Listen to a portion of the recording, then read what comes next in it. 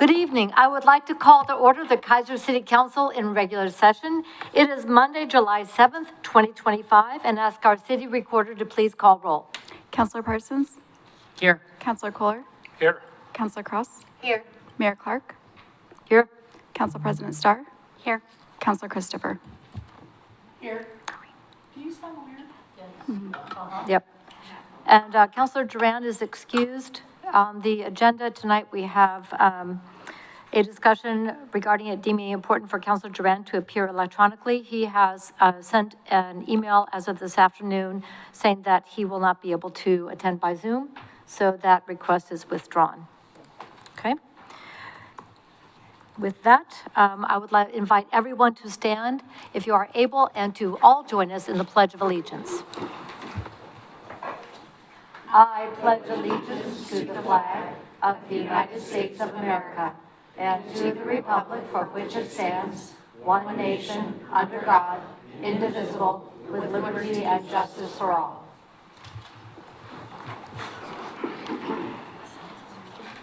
Thank you very much. We have one other change we would like to make to the agenda tonight.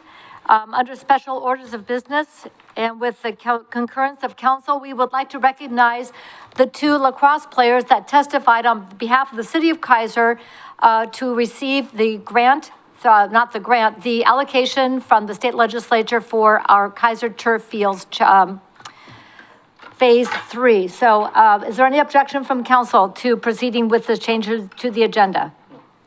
Seeing none, by concurrence, we are changing the agenda. Prior to bringing up our two speakers, we would like to play for you the testimony that was given on behalf of the people of Keizer for this grant is for $750,000 for phase 3 of our turf field project. And I believe we are good to go, almost. Do we need to turn the lights? Lights.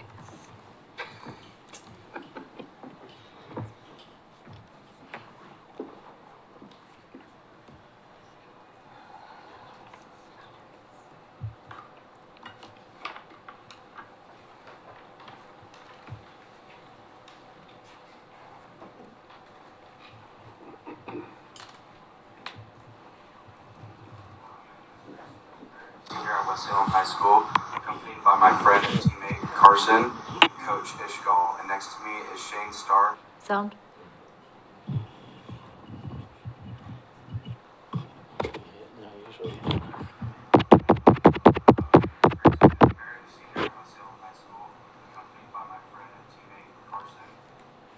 Let me see if I've got controls over there. Yep, it's over there. Hold on. Got a few other options here.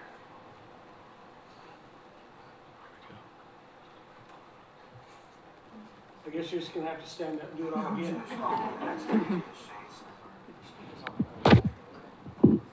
My name is Grayson Dusenberry, senior at West Salem High School, accompanied by my His microphone is on. Keizer City Council President. We are here to request $750,000 for completion of the final phase of the Keizer Rapids Regional Turf Field Project. Several partners have also submitted written testimony in support of this critical project. I'm here because it is important for you to hear from those who this project was conceived for and what it means to us. This project gives us a place to call home. I've been playing lacrosse since 4th grade, just wrapping up my 9th year. Through those years, it has been difficult to find a home for our practices and games. We played on many fields around, and nothing has been permanent because the risk of injury and the time it takes to travel to these fields. Playing on fields with gopher holes and dead grass is not fun. We are a club team along with the other teams around Oregon, which means we are not a sanctioned OSAA sport.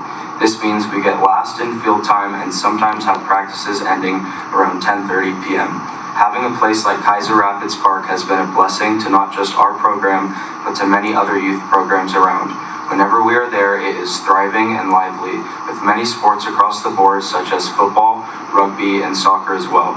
Youth sports is very important because it gives kids a sense of belonging and opens the door for lifelong friendships.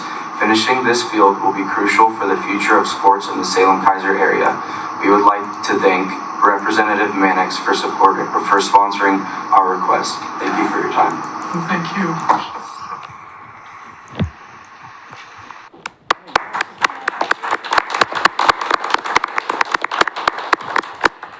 So we'll make sure we have that posted on social media so that everyone can hear the great job. So With that, Council President Starr, would you please introduce our speaker and the captains of the lacrosse team who made Representative Manick's job so much easier in getting this funding request approved and signed by Governor Kotek. sure. Thank you, Madam Mayor. So I would like to invite Grayson Dusenberry and Carson Colello up to the table, please.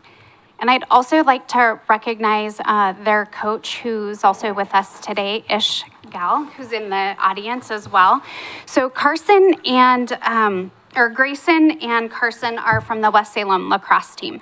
And we got a last minute request to testify in front of the Capitol committee within the state legislature that allocates the capital funds. And as stated, Representative Mannix had requested on behalf of the city of Keizer $750,000 to do our phase 3 portion of the entire project. So we went in with grand plans for both Carson and Grayson to testify along with myself in support of allocating the $750,000. When we got there, someone made the statement that there were over 8 hours of public testimony that had been registered to ask for the funds. And that committee meeting started, I believe it was like at 1 o'clock. So we would have been there well into the night if everyone had been able to testify. And so Senator Girard made some last minute changes, and we were given one person 2 minutes to testify. So we went in with a game plan, and we made what I would call an 11th hour game day decision to have Grayson do the testimony. And so we were frantically, thank goodness there were some other lobbyists there that I had worked with in the past, and we were trying to figure out a game plan and how best to make our case and ask of the funds. And so I often have said that it was the 9th inning. It was the last at bat. We had 2 outs and the batter had a full count. And so then we invited Grayson up to give the testimony. And so on behalf of the city of Keizer, I would like to thank you, and on behalf of all of my city council colleagues, I would like to thank both of you for the sacrifice that you made. You gave up an entire day. Grayson, you gave up your senior skip day to be there. And Carson, you took an absence from school to be there. And what is reported is that when their coach called and asked them for help, or asked them if they'd be willing, they said, "Sure. What do you need? Where do we need to be?" So it wasn't. There was no lack of enthusiasm and willingness to help. And I think the thing that I wanted to reiterate to the two of you is that the time that you gave and sacrificed to be there that day, the impact that it will have on not just the community of Keizer, but our region as a whole and youth for years to come is priceless. And so we may have been asking for $750,000, but you can't put a price tag on what the two of you did for youth in that day. And so wanted to have you here in front of our committee, in front of our city staff, or community, in front of our community, our city staff, and our entire city council to say thank you for what you did. You, as Mayor Clark said, you made Representative Mannix's job easy in asking for the money. And I think you were the only 2 students that testified that day in an ask for dollars. So on behalf of Keizer and our entire region, I want to say thank you. So thank you.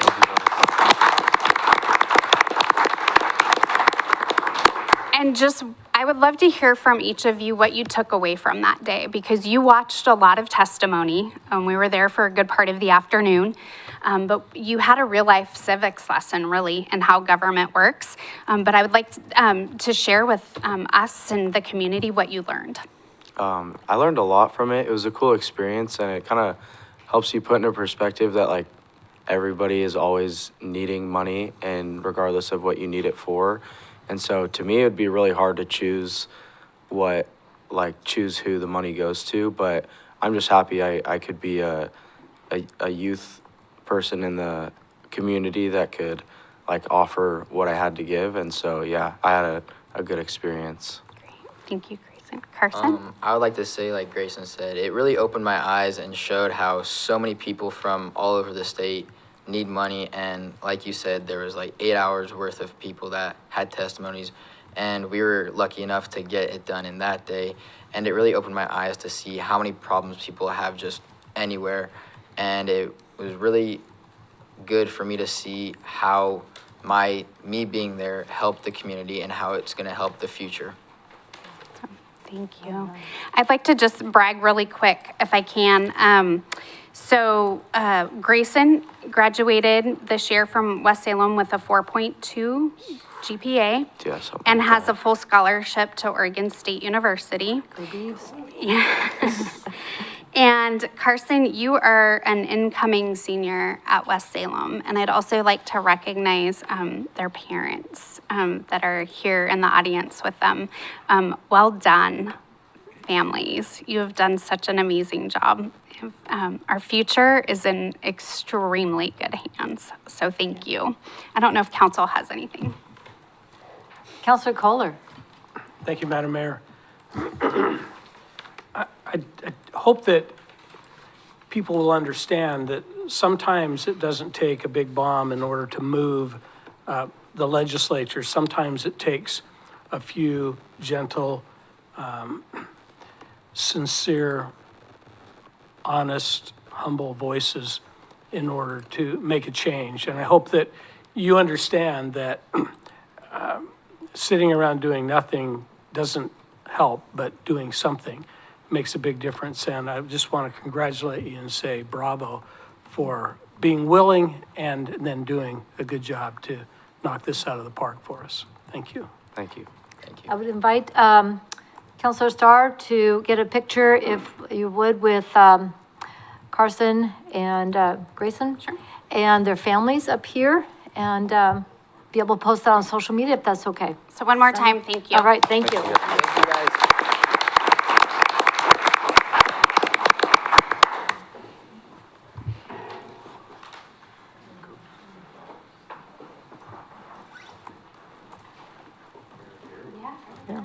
If you want to do it in front, then we could gather behind. Come on, Coach. Teamwork. Yeah, they are. We'll kind of go in between. Dan, you want to get him? There we go. All right, Coach, I'm going to put you on the other end. Okay, that's much better. Okay, everybody say lacrosse. Lacrosse. Is that okay? Instead of saying football? I was going to say beavers. Or soccer, something like that. Thank you. All right.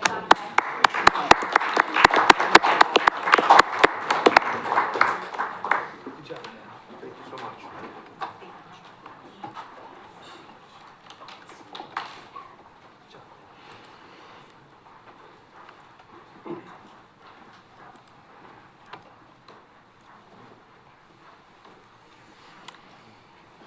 Fantastic.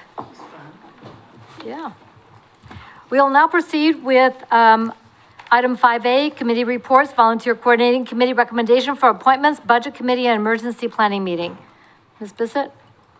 Yes, Mayor and City Council, the Volunteer Coordinating Committee met on June 12th to review and interview applicants for the Budget Committee and Emergency Planning Committee.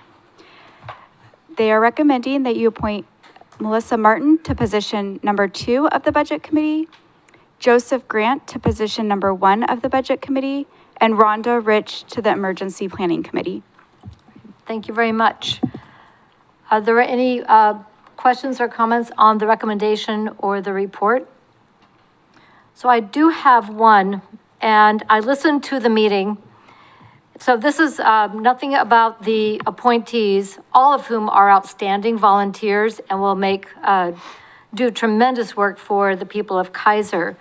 What I found was, and my appointee voted no recommendation on one of the appointments, mostly because of process. So I'm going to be asking that we go back and review with the volunteer coordinating committee, because instead of interviewing all candidates for the first position on budget, they did it one after the other. The procedure that Daisy Hickman, who is my appointee, did point out is that they're supposed to interview all of them and then vote on one position and then the other. There were two people, two positions. We cannot always assume that there is going to be an affirmative vote. In this case, as I said, the candidates were deemed to be, and I agree, very good fits. So I am asking that we will go ahead and review the process to make sure that the interviews happen prior to the vote for any position, so that the committee, is my microphone not working properly? Bring it up closer. Okay, I just got a thing from the back going, speak up. Just to make sure that the process of interviewing all and then voting people into position is followed. So that is my one comment. With that, I would entertain a motion from Council President Starr. I move the Keizer City Council accept the recommendation of the Volunteer Coordinating Committee and appoint Melissa Martin to position number 2 of the Budget Committee and Joseph Grant to position number 1 of the Budget Committee and Rhonda Rich to the Emergency Planning Committee. Second. It's been moved and seconded that the Keizer City Council accept the recommendation of the Volunteer Coordinating Committee and appoint Melissa Martin to position number 2 of the Budget Committee and Joseph Grant to position number 1 of the Budget Committee and Rhonda Rich to the Emergency Planning Meeting. Any further discussion? All in favor, please signify by saying aye. Aye. Opposed, signify by saying no. Motion passes unanimously with one absent, that is Duran. Okay, and we have one committee report tonight, and that is Lindsay King will be giving the Planning Commission report.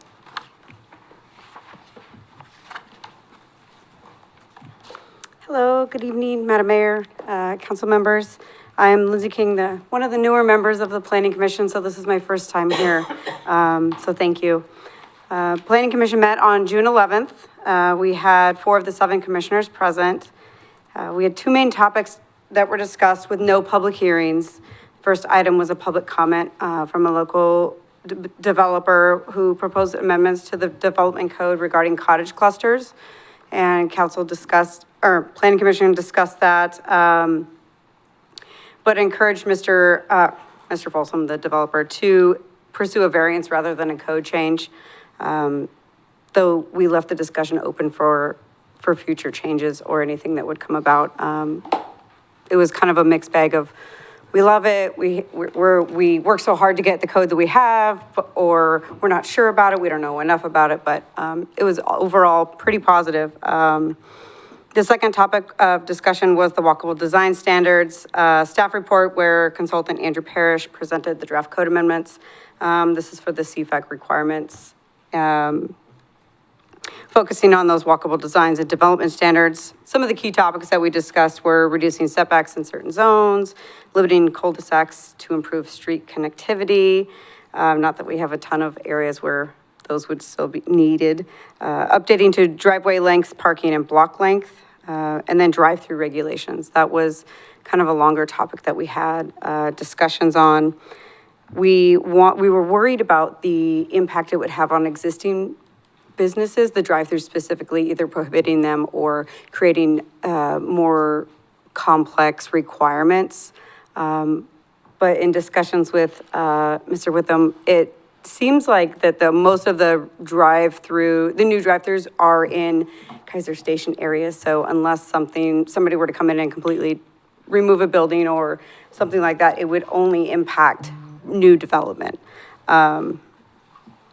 But that was really just the biggest thing that we were concerned about, was how it's going to impact existing businesses. And then, yeah, that's about it. If you have any questions, I'm happy to try to answer. That's a lot. All right, thank you very much. Any questions for Ms. King? Thank you very much. Thank We you. really appreciate the work of the Planning Commission. We know is complex. Yeah, you betcha. Is there anyone else here to give a committee or neighborhood association report that did not turn in a slip? Okay. Then we will move to public comment. There we go. This time is provided for citizens to address the council on any matters other than those on the agenda scheduled for public hearing. We have a public hearing tonight, resolution for supplemental budget, general fund and transportation improvement fund, and supplemental budget, general fund, electric vehicle charging station upgrade. If you're here for that, stand by. That will come later in the agenda. Before we go to the people who have turned in public comment forms, I would like to acknowledge for the record the written comments that have been submitted. We have, Shani, how do I pronounce her last name? Sarah, no. Is no, okay. Sarah No and Jane Tichenal, residents of Keizer, the Community Diversity Engagement Committee, Chair and Vice Chair, reflections and next steps following Juneteenth proclamation. From Nigel Hearn, resident of Keizer, development at Lock Haven Drive and McLeod Lane, opposed to amendment for Keizer Code Appendix A. Marjorie Okawa Sykes, resident of Keizer, opposed to the development of a chicken fast food restaurant in Keizer Station Area B. Carolyn Johnson, resident of Keizer, Little League Management Park, Management and Conditions. Shannon Moore, resident of Keizer, Keizer Little League Park, Keizer Little League Complex Management and Local League Access. So those are entered into the record. With that, I have people signed up for public comment in no particular order. I'll start off with Tammy Kunz, and on deck will be Gwen Carr.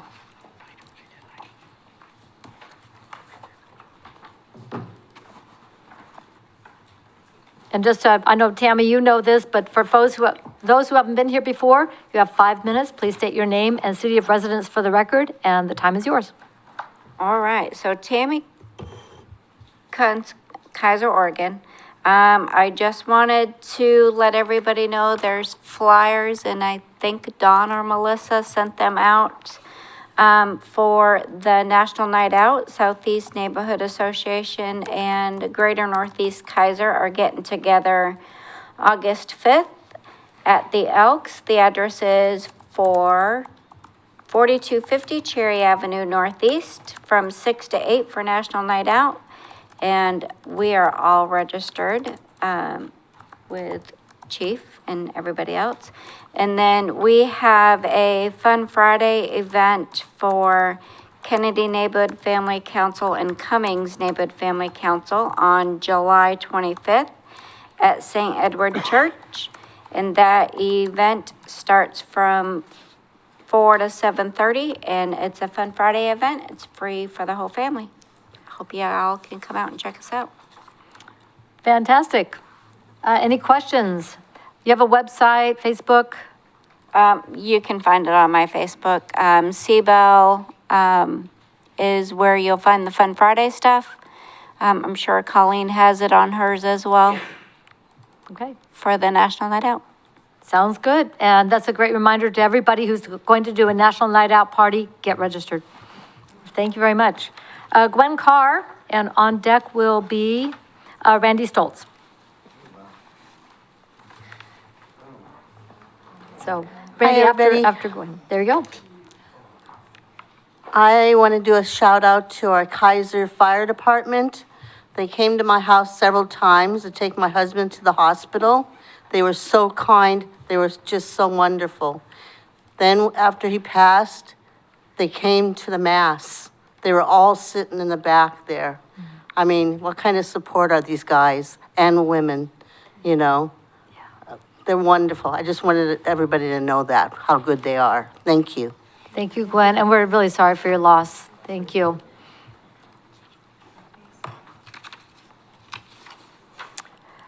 Randy, come on up, and on deck will be Jeffrey Fleming. Aye. It's good to see everyone on the council again. I wanted to say I really felt heard, and the different people that in our neighborhood came and spoke felt heard, and it was a great feeling. So thank you very much. Yeah.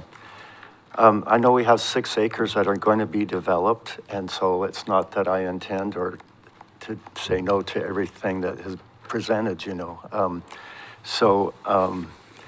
And I was surprised that the Raising Cane came back up in this conversation. I thought we were putting wording in it to say there would be a 150 feet setback back, but I'm sure there'll be more discussion about that a little later.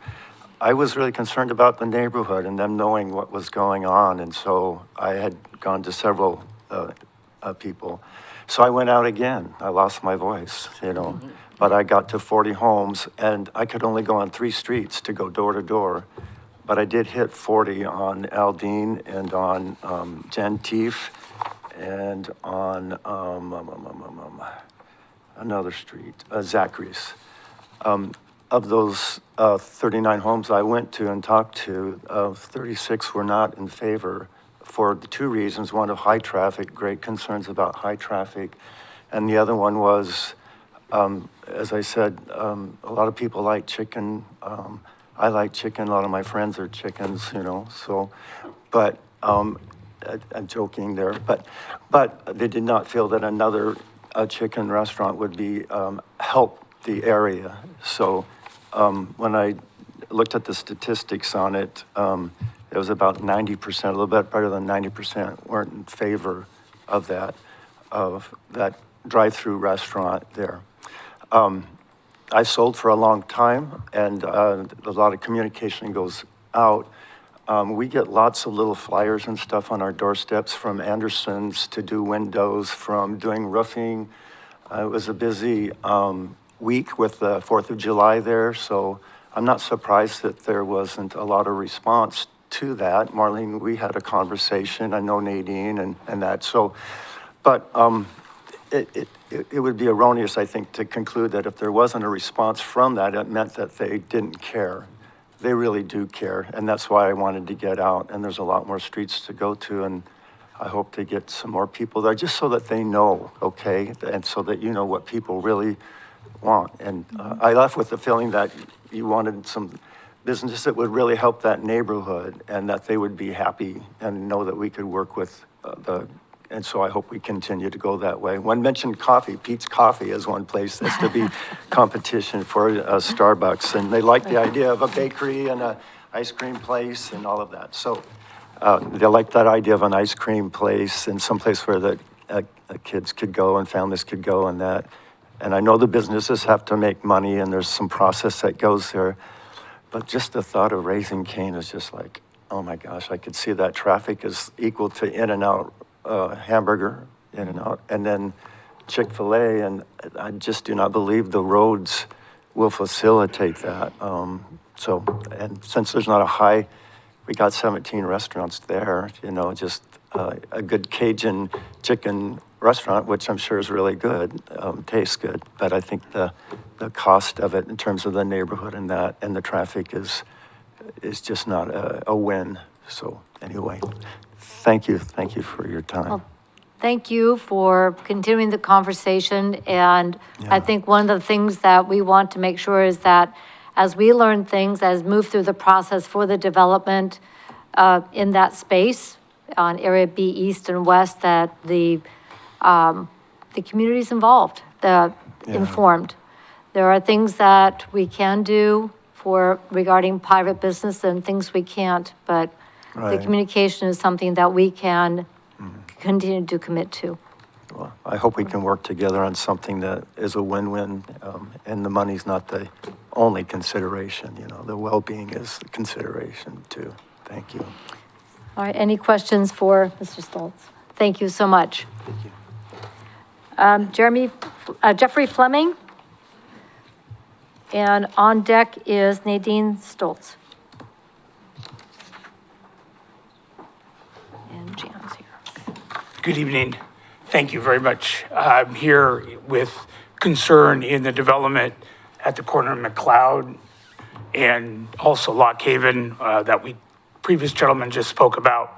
I just want to convey, I've been in Keizer off of McLeod for 35 years now, built a new home there in 1989.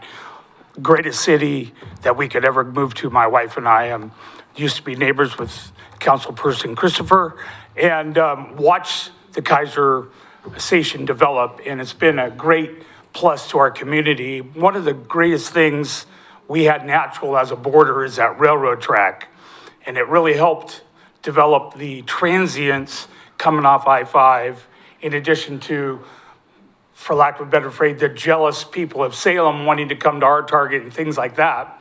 So the railroad track kind of divided the actual residents as we've exploded in population here in Keizer, and keeping it separate from the traffic of coming off I-5.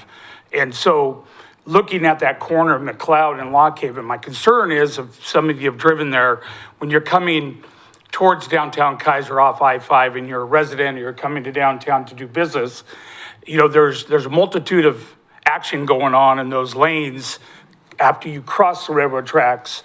And as they want to merge just after McLeod, we have a lot of people that don't have patience in today's world, and they love to shoot up that right lane and then crunch in that intersection of McLeod and Lock Haven. So the point of that is the school is right beyond that, about 300 yards. There's a church 200 yards. There's a lot of people walking along those sidewalks for elderly people in the morning for their walks, and kids walking and families. My concern is with something that possibly could be a Raising Cane's or something that's cult-like in the fast food industry, it would increase dramatically across those railroad tracks and increase the people in a hurry going down the highway that are fanatical about, as they are with In-N-Out, as we've watched, and with the other chicken place, Chick-fil-A.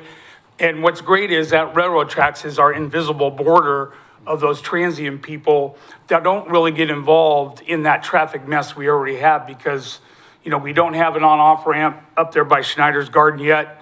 I thought it would be there in the 35 years I lived here, so all the Meadows people and the people north of the Meadows would use that as an on-off, but they don't.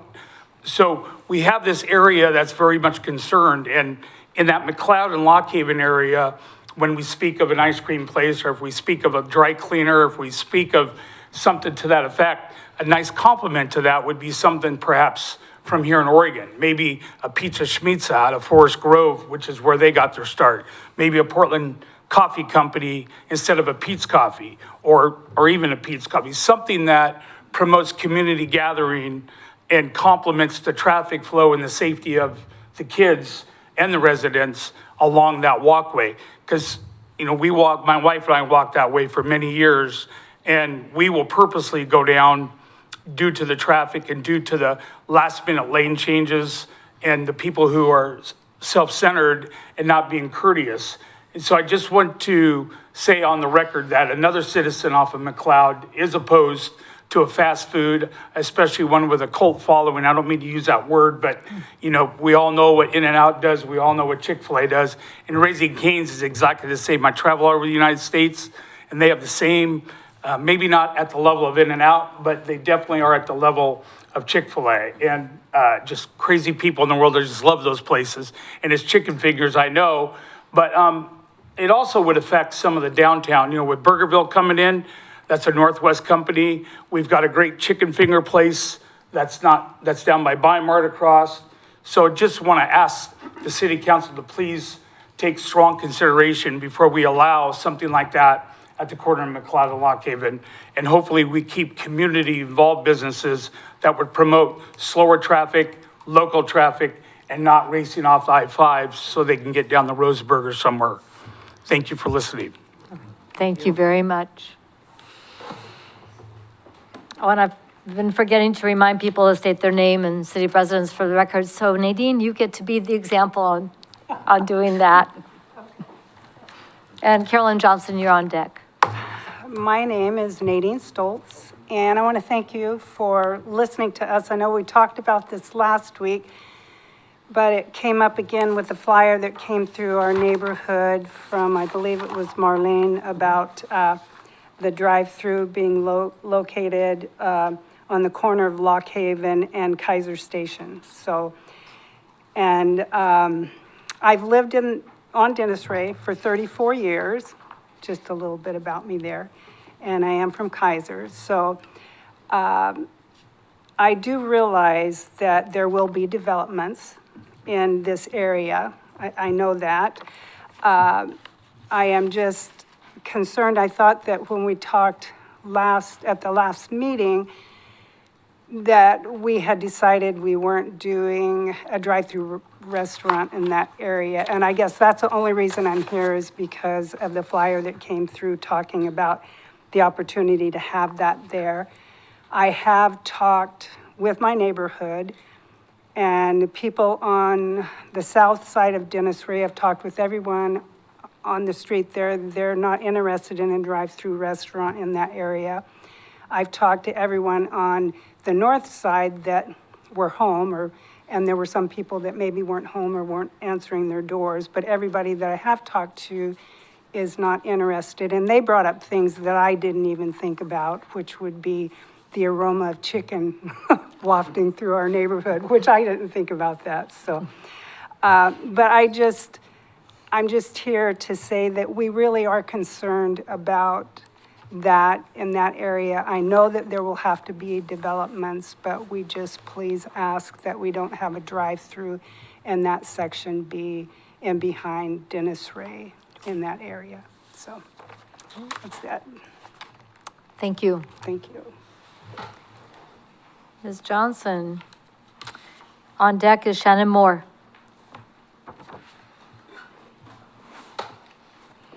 And again, just your name and city of residence for the record. My name is Carolyn Johnson, and I'm a Keizer resident, a former Keizer youth sports participant, mom of a Keizer youth athlete, and the wife of William Johnson, the president of McNary Youth Baseball Organization, who's unable to be here tonight, so I'll speak for him. I'm here to talk about the Keizer Little League Park and share with you the struggles we have as a Keizer Youth Rec League to use those fields for our players under the current ballpark management contract and overall conditions of the Keizer Little League Park. I've submitted my full statement via written comment, but I wanted to share a few points with you in person this evening. McNary Youth Baseball, MYB, serves 200 Keizer kids through both our T-ball and coach pitch leagues and our junior baseball, JBO, organization, minor, junior, and senior teams. We are not club ball. We're a rec league open to all kids in the Keizer boundary. Our JBO teams are competition rec, or Rec Plus, as I like to call them, and those teams work for a chance to represent Keizer in postseason play with other teams throughout the Valley and state in the JBO state tournament, which some of them went this year. The McNary Youth Baseball Board is made up of volunteers who are passionate about making baseball affordable, available, and fun for all kids in Keizer. The time commitment by our volunteer coaches is extensive, and for the coaches of our JBO, minor, junior, and senior teams, the time commitment is even greater because to host our games at the Keizer Little League Park, the expectation set by the current ballpark management is that it's the coach's responsibility to make sure their field is ready to play on. This involves raking, chalking the lines, and dealing with standing water. Field maintenance is not supposed to fall on our volunteers. It's supposed to be taken care of by the ballpark management. The other challenge our organization faces is field availability to schedule T-ball and coach pitch games at the Keizer Little League Park. All MYB T-ball and coach pitch games are played on Saturday mornings, and the KLL Park is not available for use on Saturdays due to the outside club ball tournaments that are booked on all weekends.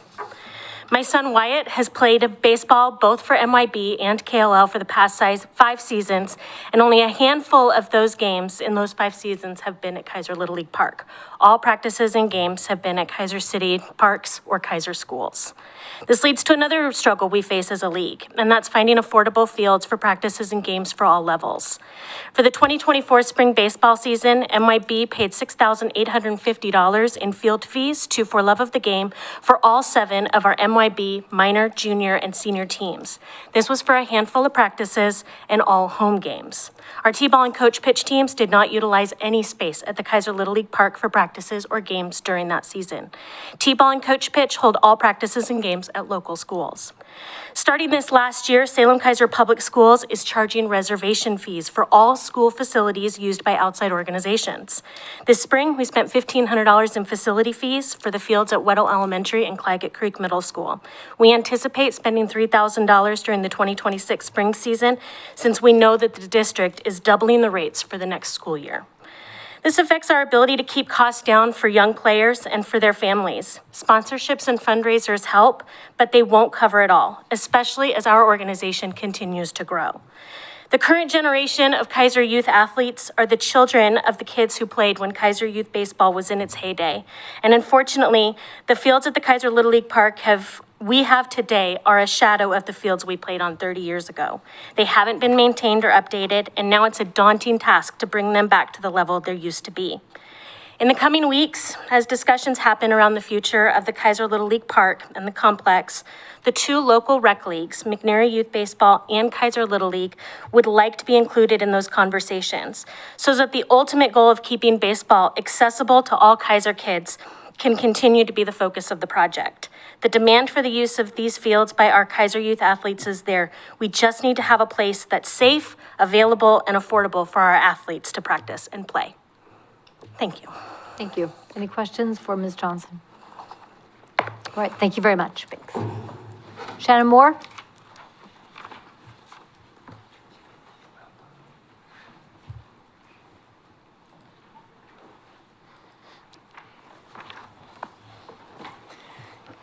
Good evening. My name is Shannon Moore. I am also a resident of Keizer. I'm a mom of 2 girls and currently the president of Keizer Little League, and I'm here on behalf of Keizer Little League to speak to you all tonight.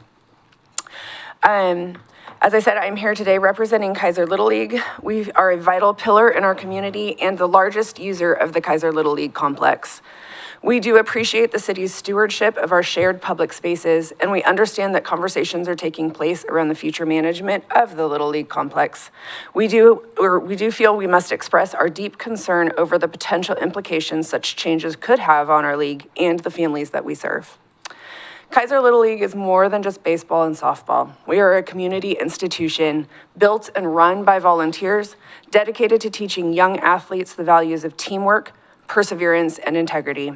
We serve hundreds of local children each year, right alongside our counterparts at McNary Youth Baseball. We are which is the only other league offering these opportunities. Keizer Little League had 246 kids enrolled in our spring season this year. Our 21 teams utilized the fields from March through last week, including having 3 postseason teams playing in our All-Stars tournaments. In fact, our 8, 9, 10 All-Star softball team won our District 7 tournament and was one of 8 teams throughout the state that qualified to get to compete in the state tournament this last weekend at Wilsonville. This is alongside McNary Youth Baseball's enrollment. Between the 2 leagues, we have served 40 teams and nearly 450 young athletes aged 4 to 15 in the Keizer community and their families. Our goal is to continue to grow this league and see that number of kids served increase year over year as we see boys and girls come into the program, ultimately building a strong foundation that they can take with them to McNary High School. Success at the high school level is dependent on kids starting with sport early and learning to love the games that we love. It is also imperative that our youth have an outlet for their time and energy beyond electronics that is accessible to all families in our community, including financial accessibility. Thanks to our local sponsors, Keizer Little League was able to grant 11 full or partial scholarships to families unable to pay the registration fees, and we did not turn away a single player during the registration process. Given that Keizer Little League is the largest single user of the complex and that any shift in management could directly affect how or even if we are able to continue to operate, we strongly urge the council to engage with us before any decisions and change of management are made. Specifically, we respectfully request that the city initiate direct conversation with Keizer Little League and McNary Youth Baseball prior to issuing any requests for proposals or entering into any new management agreements for the complex. It is essential that the voices of the leagues who built this community asset and continue to utilize it daily be heard and considered. We're not asking for special treatment, we're asking for a seat at the table. We're asking to be treated as a partner in this process, because decisions made without our input could jeopardize the future of youth baseball and softball in Keizer, and that's not something that any of us wants to see.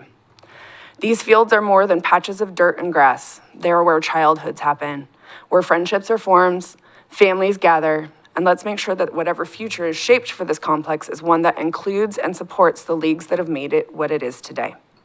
I also submitted written comments earlier outlining the cost and expenses of the complex to our league. That is definitely something we would like to have considered as well. Thank you for your time and consideration, and we are ready and eager to engage in this conversation.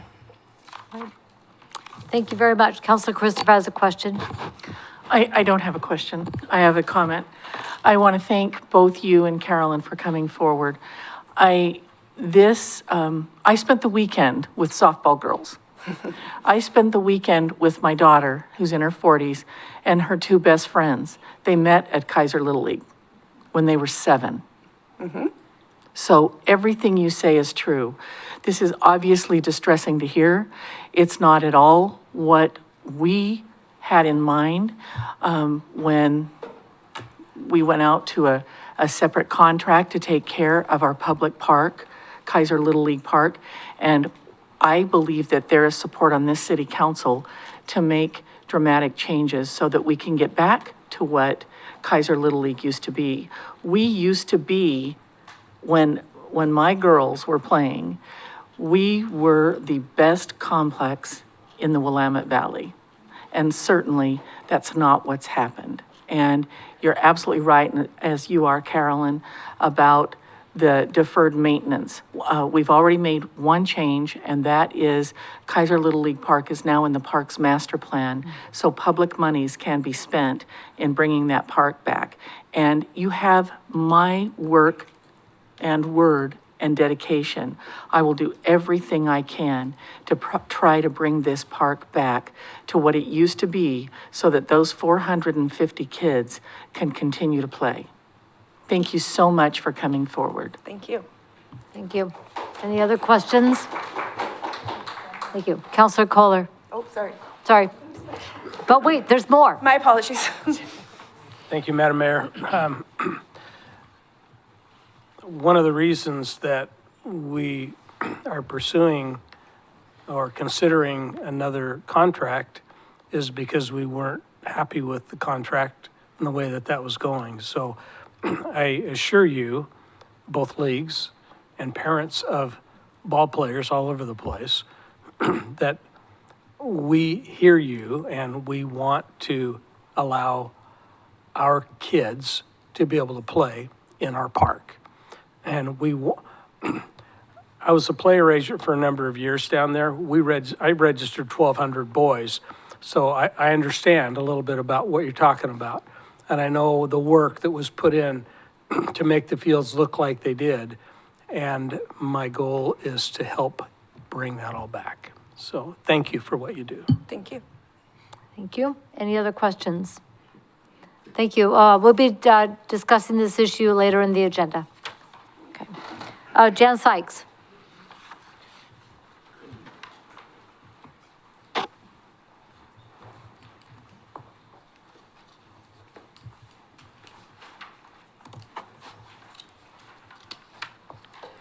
Hello. Hello. I'm the chicken lady. I live in Keizer. I'm Dennis Ray. My name is Jan Sykes. I appreciate all the time and effort you guys are putting into this. Late last week, someone came by my home, I believe it might have been Marlene, and she spoke to my husband, and my husband said he didn't care if they put canes in our backyard, but he misunderstood. Because he was thinking out on the corner. He was thinking the far corner by the bus station. He didn't know it would be on our field and on our corner. And when I explained it to him, he's had a couple strokes. So he looks really good on the front, but sometimes things don't quite. Anyway, he doesn't want a canes in our backyard. I can't imagine. I know we had a big fuss over a gas station. That was huge. But the traffic that would come with canes, I don't want hundreds of cars running in my backyard all day long, waiting for their chicken in line. I can't imagine that. And I know there's going to be a big concrete wall that'll separate us, but those fumes, it's just not healthy. And I want to keep that ordinance like it was, years past where it was going to be light business right up against residential. I don't want it to change. Please don't change that. And I appreciate you guys setting up the Wednesday meeting this week for the community, right? In the living room? Well, I'll put some definition on that in a minute. Okay. Well, anyway, if that's set up, I think that's a really great idea. I want to make sure that everybody knows, because a lot of people don't know. They're unaware of what's going on. And I am so lucky that I live next door to Nadine and Randy, and they keep me apprised. They watch the agendas, and they do a great job. But there's a lot of people that aren't aware of this proposal. So I just want to be careful.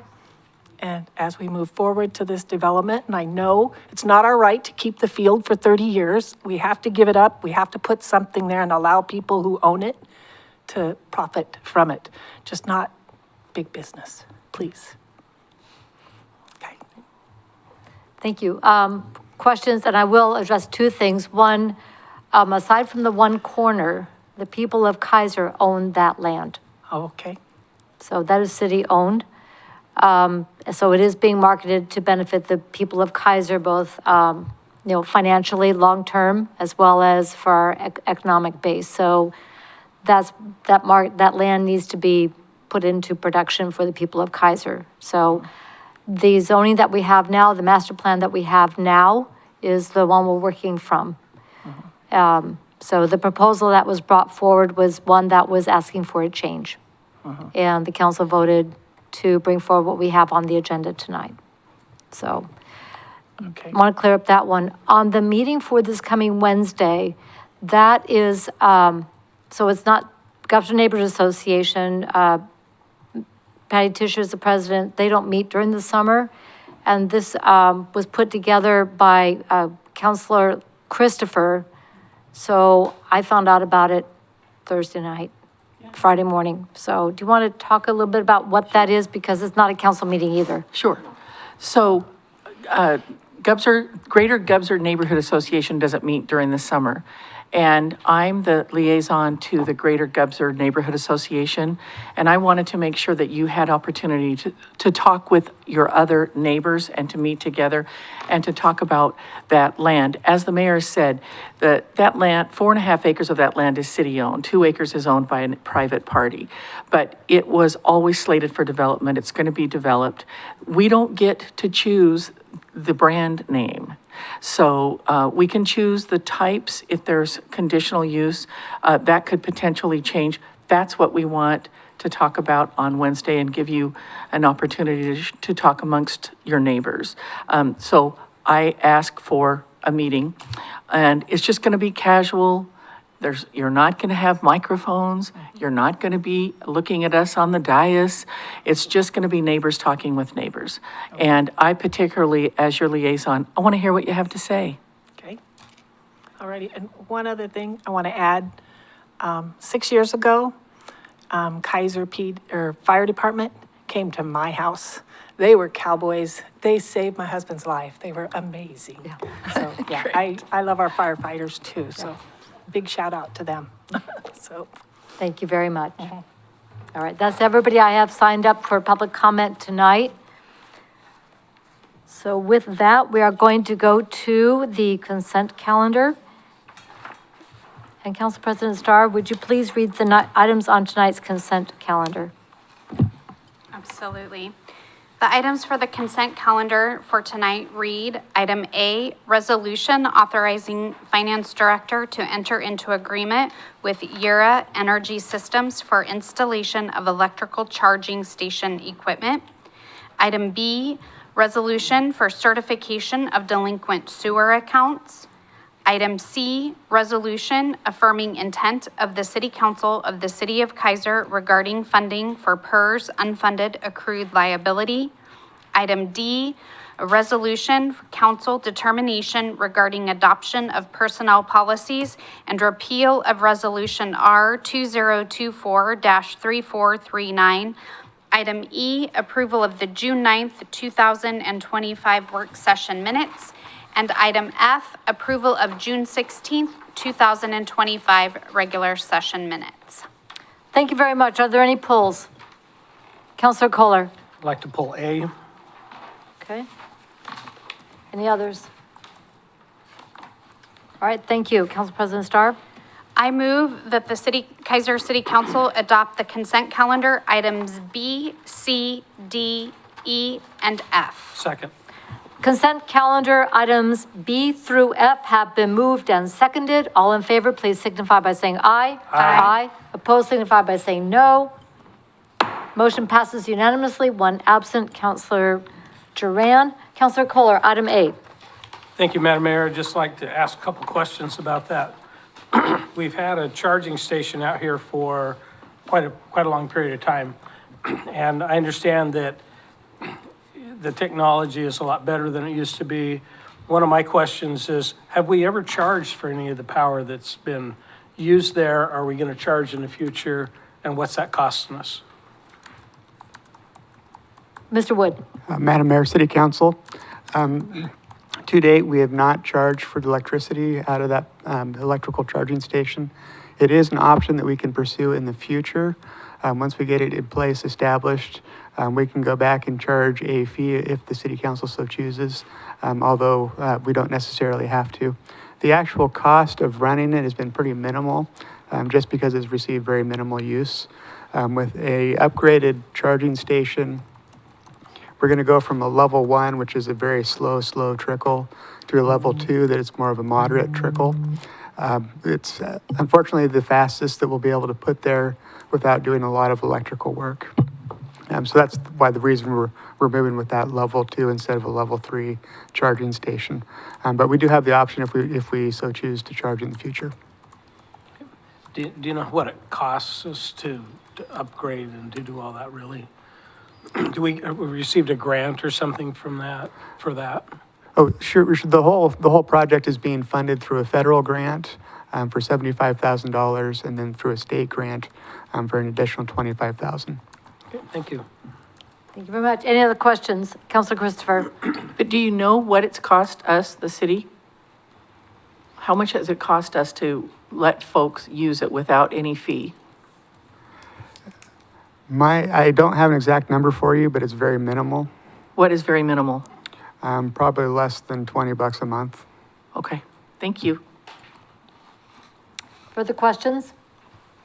Council President Starr, would you put a motion on the table, please? Absolutely. I forgot my glasses, so I need to. I move that Keizer City Council adopt Resolution R2025, authorizing the Finance Director to enter into an agreement with Yura Energy Systems for installation of electric vehicle charging station equipment. Second. It's been moved and seconded that the Keizer City Council adopt Resolution R2025, authorizing Finance Director to enter into agreement with Yura Energy Systems for installation of electric vehicle charging station equipment. Any discussion? All in favor, please signify by saying aye. Aye. Any opposed, signify by saying no. Motion passes unanimously with one absent, that is Duran. That concludes Madam tonight's Mayor? consent calendar. Mr. Lindsay. And I'm sorry to interrupt. Right as you were moving on from public comment, I happened to glance out into the audience and I saw that this gentleman holding the iPad actually was waving as if he wanted to actually make a comment. And then I did the head thing and he's like, yeah, I do actually want to make a comment. So I'm sorry to interrupt and to take that out, or propose to take that out of order, but it sounds like he wanted to make a public comment. Concurrence of council to reopen public comment. No objection. Please come on down. And again, state your name. Yep. Does he need to fill out a form? If you just state your name and city of residence for the record. Yeah, I've done it a few times. So that's Yes, indeed. All right. Good to see you. Michael Welsh, resident of Keizer. First off, good evening, Mayor, city councilors and staff. Thank you, Mr. Lindsay, for noticing me out there. I shared during the past city council meeting that I was looking forward to holding the new members of the Community Diversity Engagement Committee accountable. So that's why I'm here tonight. I want to address some comments made during the recent meeting. I've noted that members of the committee and the city council are asking why more residents aren't involved in local politics or community events, while simultaneously proposing guidelines for individuals who accept proclamations. Keizer has a diverse population with a wide range of individuals who accept proclamations. I need to learn how to read myself. Keizer has a diverse population and with a wide range of lived experiences. Julie Ray Joy recently shared about her experience and many others while accepting the Juneteenth proclamation at the City Council meeting on June 16th. During the most recent CDEC meeting, a city councilor stated that certain comments should be made under public comment during city council meetings, rather than in connection to a proclamation because they are considered an opinion. I think it should be clear and understood that personal experience is not an opinion. It is a valid truth describing what human beings have gone through. It was also stated that the proclamation should be about educating on the topic. What Julie said while accepting the proclamation provided education about the history of lived experiences across our country and related to current issues at the local level as well. I do not believe they were opinions. If the goal is truly, as CDEC member Rodriguez stated, making sure the content of the proclamation is bringing us together as a community, then the council is obligated to listen to other people's truths, even if it makes them uncomfortable. We all need to listen and be open to criticisms in order to grow personally and better our community. Those who accept proclamations from the City Council should not be criticized for speaking their truth. Committee member Barney stated that the CDEC should know what the speaker is going to say and that we should hold them to that. She also said that they should be grateful in relation to accepting proclamations from the City Council. That is directly controlling speech. If we start creating rules based on what makes people uncomfortable, then we quickly slide into censorship and will silence the very diversity and engagement that the CDEC was established to promote. This reaction to the proclamation acceptance speech could be exactly why residents stay away. When residents see that participation isn't actually welcome unless it fits a narrow definition of what's appropriate or comfortable, they will choose not to engage with local systems. That's not inclusion. The reality is you can't have open engagement and also police people's words. You can't say we want community involvement and then punish or restrict people when they speak honestly, even if it's messy. If Keizer wants real engagement, we need to stop managing discomfort and start creating safe space for diverse expression, even when it challenges some. Anything less is considered performative. That's all I have. Thank you. Thank you very much. Any questions for Mr. Welsh? Thank you. So before I go on, is there anyone else who wants to address the council under public comment? Okay, seeing none. Closing public comment, and we'll move on now to our public hearing. I'd like to open a public hearing on a resolution authorization for supplemental budget, general fund, and transportation improvement fund, property acquisition, and resolution authorization for a supplemental budget, general fund, electric vehicle charging station upgrade. City Manager, Mr. Wood. Madam Mayor, City Council, tonight we have two budget adjustments. The first is to record an interfund loan of $460,000 from the Transportation Improvement Fund to the General Fund for the acquisition of the property at 5660 McLeod Lane Northeast. The loan will be repaid over 5 years or from the proceeds in the event the property is subsequently sold. The second adjustment is to recognize and appropriate $100,000 in federal and state grants in the general fund. And as we previously discussed, these will be used to upgrade the city's electric vehicle charging station. And with that, I'd be free to address any questions. Thank you very much. Are there any questions of Mr. Wood? Councilor Christopher? Is the McLeod property that little piece of property where is that property? I think you're talking about the right one. It Okay. is between Shamawa Yes. and Lock Haven. Thank you. And it's about dead even on the north side of it. Okay, thank you. Thank you very much. Any other questions on either of these items? Seeing none. Ms. Bissett, has anyone signed up for this public hearing? Go grab it. All right, thank you. And I would invite anyone here who would like to address the council on either of those supplemental budgets to come forward and share your thoughts. I have no one signed up. Okay, And no one is raising their hand to testify. Council, does anyone need any additional information prior to closing the public hearing? Seeing none. Public hearing is now closed. Council President Starr? I move the Keizer City Council adopt Resolution R2025, authorization for supplemental budget, general fund, and transportation improvement fund property acquisition. Second. It's been moved and seconded that the Keizer City Council adopt Resolution R 2025, authorization for supplemental budget, general fund, and transportation improvement fund property acquisition. Any discussion? All in favor, please signify by saying aye. Aye. Opposed, signify by saying no. Motion passes unanimously with one absent, Councilor Duran. Council President Starr? I move the Keizer City Council adopt Resolution R2025, authorization for supplemental budget, general fund, electric vehicle charging station upgrade. Second. It's been moved and seconded that the Keizer City Council adopt Resolution R 2025, authorization for supplemental budget, general fund, electric vehicle charging station upgrade. Any discussion? All in favor, please signify by saying aye. Aye. Opposed, signify by saying no. Motion passes unanimously with one absent, and it's Councilor Duran. That concludes public hearings for this evening. We will now move on to administrative action. Item 9A, ordinance relating to fire code. Did I miss something? I just have a question. I'm wondering if the council would approve moving up items number G and H. We have folks in the audience that are interested in that, and they're literally the last two under administrative action. So I would like to ask, Mayor, that we ask the council to move those up to prior to A, B, C, D, E, and F. Thank you for that suggestion. Is that the desire of council, or should we dispatch with some of these and then get to the meat? I'd move them. Okay? I don't know. I think these people like to be here.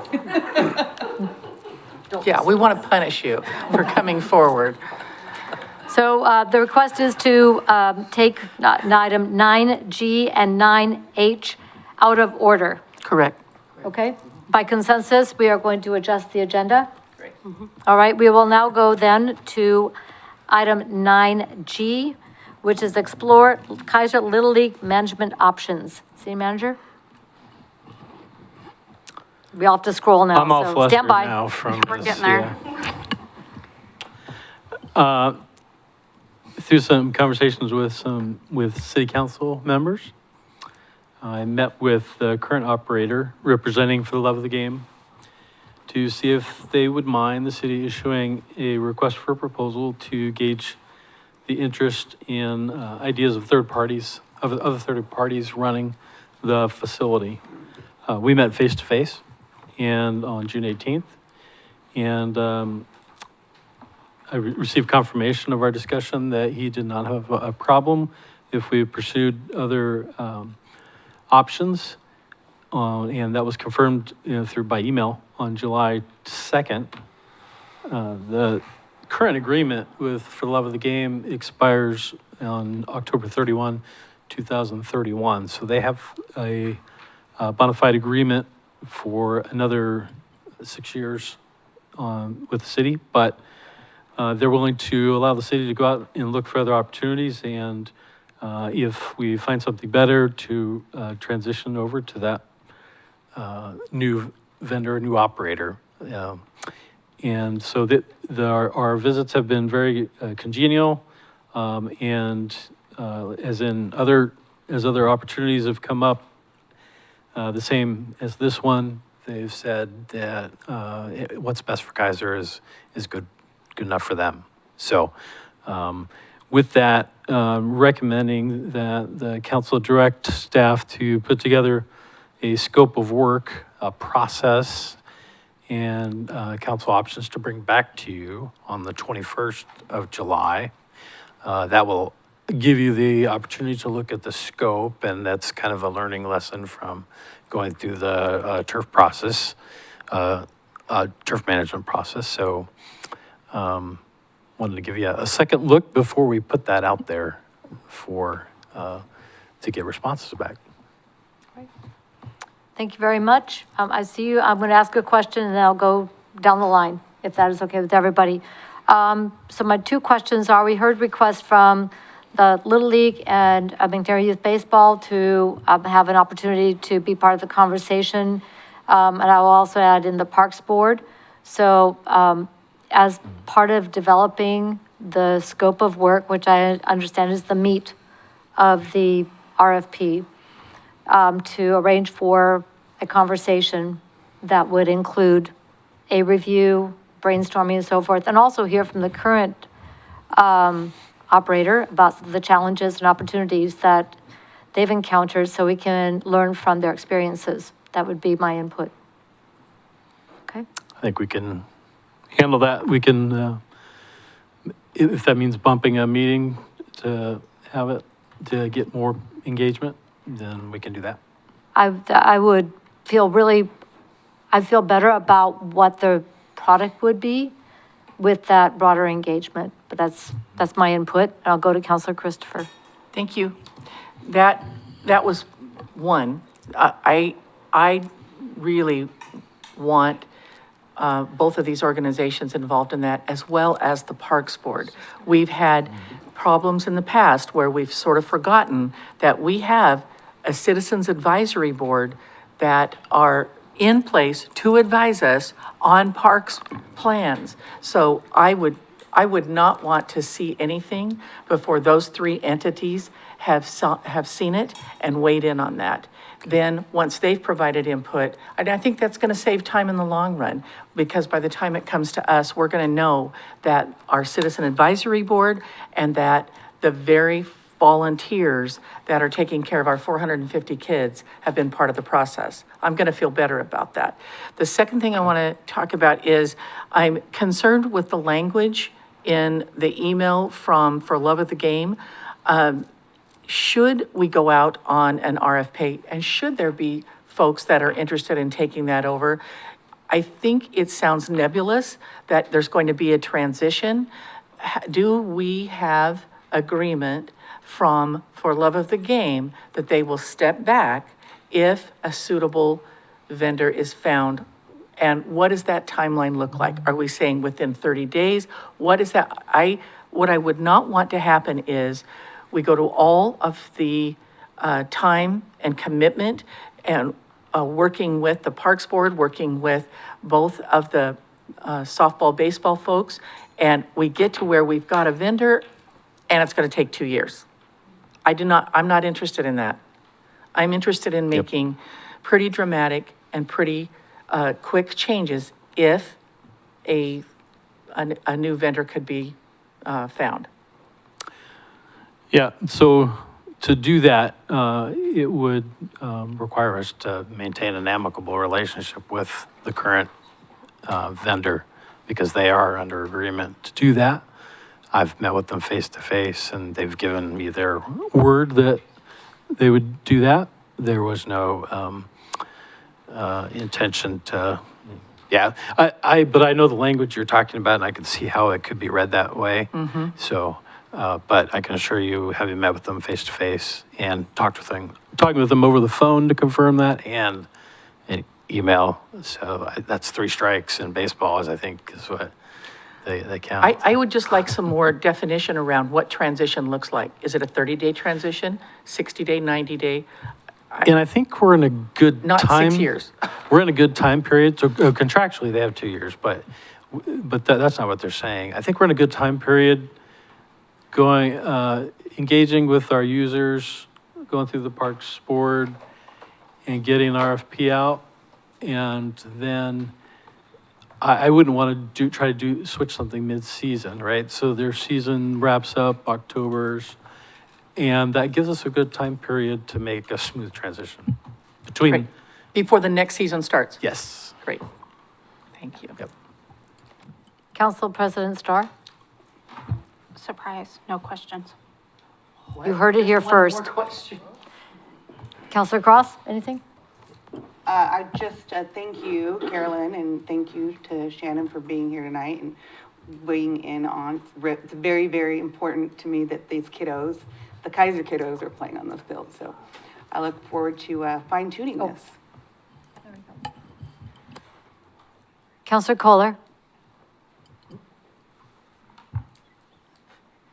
Careful. I'm excited to see some changes and to see our kids be able to use the fields. Counselor Parsons? My goal for the last 20 years is to have our kids play for free. It's a public park.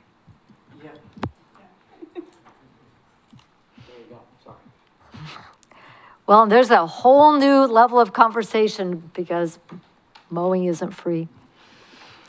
So with that, now we've got kind of an idea of the scope of the conversation. And I think that we've got, Mr. Brown, Mr. Brown, do you have enough input to understand what we are looking for and that progress will be made, but there is not an urgency to have it in 2 weeks because we can't have thorough conversations that quickly. Thoroughness is paramount. Yep, that's fair. Is that a fair statement? It's a fair statement. Okay. So we'll gauge all parties. And I do want to reiterate that the current operator has tremendous experience in what has gone well, what the challenges are with that facility. So all the conversations can be based on the realities of that particular piece of land, which is gushy. Councilor Kohler. Thank you, Madam Mayor. Just one more thing. I just want to make sure that during that transition that nobody says, well, fine then, and just walks away, and then there's nothing for a while. There needs to be some continuity, so that's all. Hence the good relationships. All right, anything further from you, from council? Anything further, Mr. Brown, that you need from us? There's just a motion. There is. There. Okay, Recommended let's motion. go to that space. Council President Starr? I move that Keizer City Council direct staff to put together a scope of work, the process, and council options to bring back to the Keizer City Council for approval prior to putting out a request for proposal for interest in managing the Keizer Little League Park. Second. It's been moved and seconded that the Keizer City Council direct staff to put together a scope of work, process, and council options to bring back to the Keizer City Council for approval prior to putting out a request for proposals for interest in managing the Keizer Little League Park. Discussion. And I would like to say, as part of this motion, we've made it clear that it's going to involve the parties that we have discussed as a minimum, and if other parties are identified as being helpful to the conversation, to definitely bring them to the table. So I encourage council members and the organizations that put on programming and also are familiar with the operation of that park to step forward and assist the city in putting together what this can look like. So want to put that on the record. Anything further? All in favor signify by saying aye. Aye. Opposed signify by saying no. Motion passes unanimously, one absent, that is Councilor Duran. Let's go to item 9H, which is an ordinance relating to auto-oriented uses in Keizer Station Area B, amending Keizer Code Appendix A, Section 2.1104.04 and Section 2.110.05. City Manager? Thank you, Madam Mayor and Council. Mr. Witham, the planning director, has this item. All right, Mr. Witham. Thank you, Mr. Brown. Madam Mayor, City Council, so this is back before you all a couple, maybe 3 weeks ago. On the 16th of June, we had a public hearing regarding this specific proposal. Council at that time motioned and directed staff to come back with an ordinance for adoption. That's what this is. It would be the ordinance to adopt the change to the commercial mixed-use zone. Currently, in the area within Keizer Station Area B, there's a list of auto-oriented uses that are outright prohibited. We'd had a request to allow gasoline service stations as well as drive-through restaurant or drive-through windows associated with an eating and drinking establishment. I think technically is the title, but drive-through restaurants. And at that public hearing, at the close of the public hearing, council said no gas stations, drive-throughs, east side of Keizer Station Boulevard. So the language that's in the packet is exactly that. adopting the ordinance that's what it would allow for. It would allow the possibility of a drive-through restaurant as a conditional use if it were to be located on the east side of Keizer Station Boulevard. So that's what the language says. Now, after the public hearing closed, the city received a memo from Kimley Horn, which identified themselves as the consulting traffic and civil engineer for the development group for Canes, explaining that they had been looking at the other side of Keizer Station Boulevard on the west side of it, and that they felt, and the memo's in the packet, I am not a traffic engineer, so I don't have a lot to say on it, other than their point was they felt that the other side of the street might make more sense for traffic. So the language is the language. That's what's in there. It would allow for a drive-through restaurant as a conditional use only on the east side of Keizer Station Boulevard. If council wishes to do something other than that, then there would need to be direction given to staff to make an amendment to that ordinance as it's written currently. Obviously, we've heard a lot of comments tonight, 'cause it wasn't technically testimony because there's no public hearing, but it sounds like there's a desire for some additional conversations. So I do not pretend to know what council would wish to do. But yeah, that's kind of where we're at. I'm happy to answer any questions from the process-wise. I guess one thing I would say is that there isn't like a deadline for adopting. We can adopt when we need to adopt. But if council's uncomfortable with the language as proposed or wants to direct staff to go with different language, I mean, I think I'll defer to Mr. Lindsay because he's the one that writes the ordinances, not me. But if you want changes in that would need to be reflected in the motion. Thank you very much. I'm going to go to Mr. Brown and then I'll go to questions. Madam Mayor, Council, since Councilor Christopher has this public meeting involved, maybe the council would want to defer a decision on this until that feedback is received. So that's an option you have. There's, but we just heard that there's not an urgency tonight. There's not a decision pending and the opportunity for some more input. Is that what I'm hearing? Okay. I'm going to go to Councilor Kohler and then I'll go down to Councilor Christopher. And you have one too, okay. I was just going to make a motion that we postpone this until we get more public input. We need a second? Second? It's been moved and seconded that we postpone this matter until we get more public input. Discussion, Council President Starr? So my question, I wanted to understand the timeline that we would be talking about. We're gonna have, we're gonna have this community conversation on Wednesday night. Then is that summary or that content coming back to council at the meeting on the 21st? And then we have a conversation here and we direct staff in whatever way from there to bring back any updates, revisions, et cetera. And then, so potentially we're looking at this decision being made the first meeting in August? Is that, or if we have this meeting on Wednesday and we don't need any changes, we can vote on it next meeting on the 21st, excuse me. Yes, Madam Mayor and Council President Starr, I think you said it perfectly. I do too. And, that's a great time. And it'll, will depend on the people, the three that attend. Well, I know Councilor Christopher was there. Christopher's going to be there, and Councilor Starr and maybe Councilor Cross, but the other four told me they aren't going to make it. So we'll depend on you to bring that feedback. Actually, the planning director is offered to attend there too, so he can help. So. Right, and with this clarification, and I'll go to you, Mr. Witham. I use the term loosely. We want to make this clear that the meeting on Wednesday night is not a noticed council meeting. We are not going to be able to have quorum there. Otherwise, we would have to do a noticed meeting and take minutes and so forth.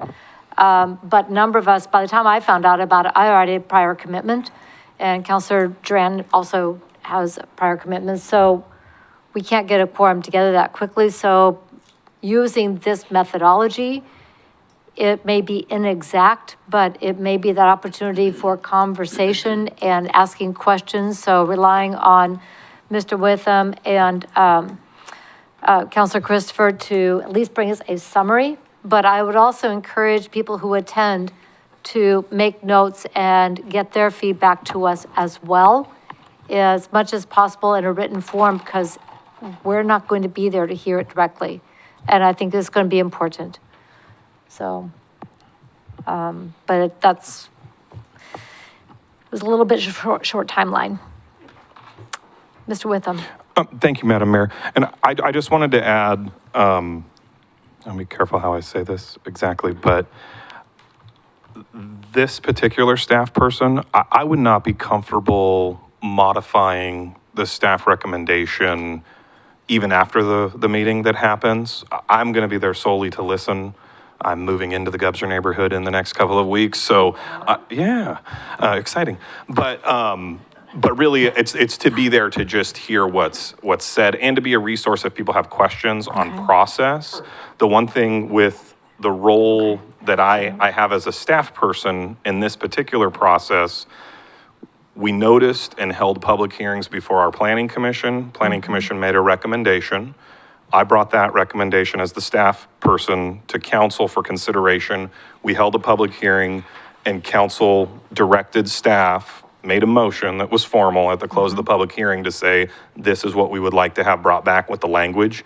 So that's what we've done. Yes.